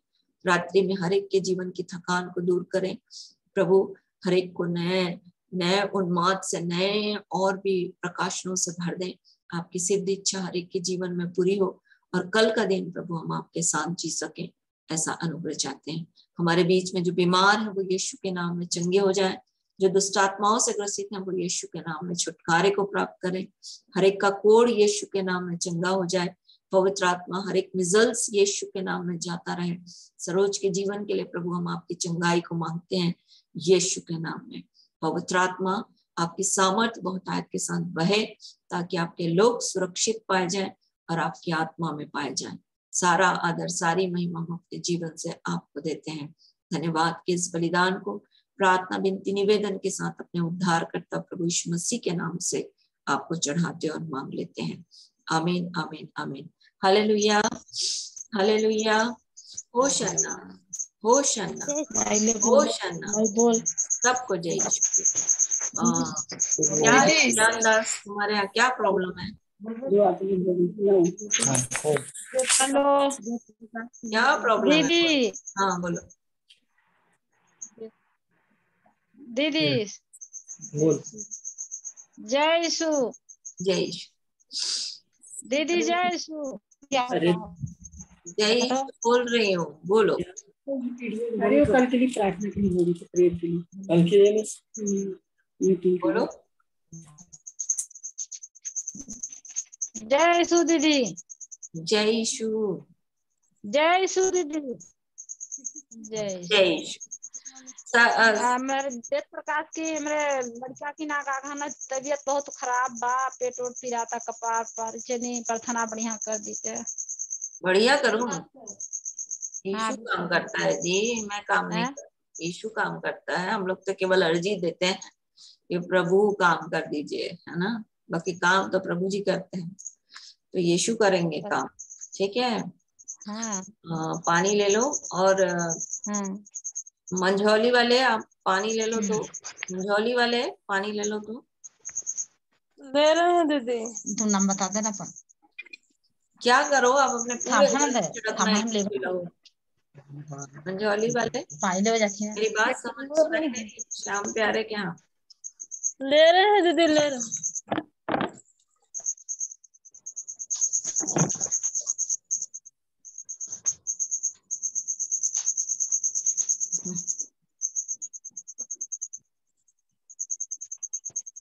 पानी ले रहे हैं दीदी।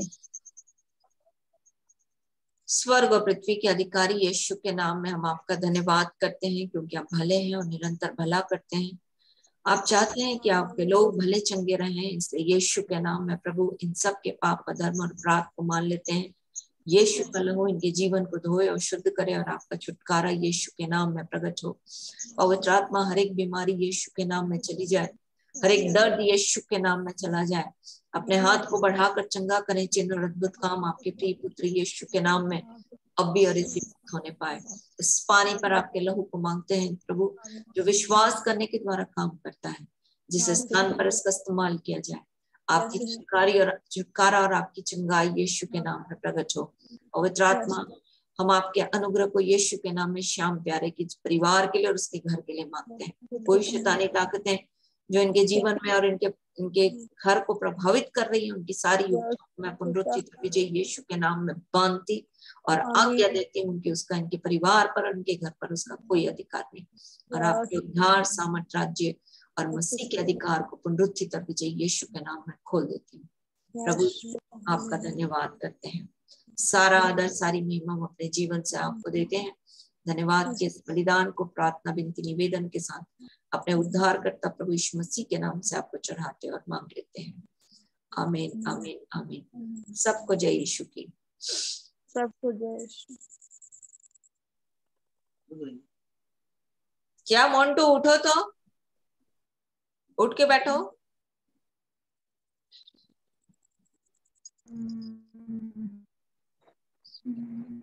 उठ के बैठो।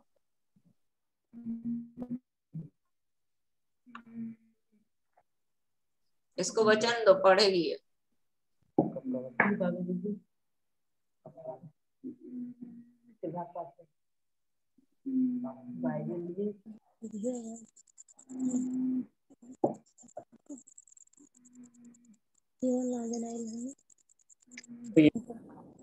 नहीं मिला।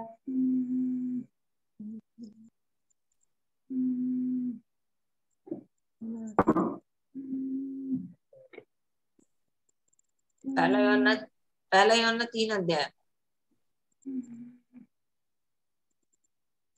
पहला यूहन्ना 3 अध्याय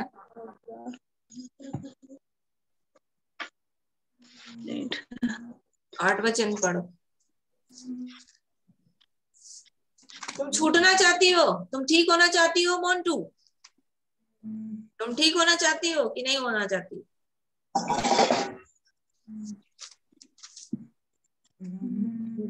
चलो ठीक है, इसको जिस दिन मन करेगा ना ठीक होने का, उस दिन बता देना। तो पढ़ाओ वचन। पढ़ना चाहेगी, जब तक दिल से नहीं छूटना चाहेगी कुछ नहीं हो सकता है। चलो, सबको जय यीशु की।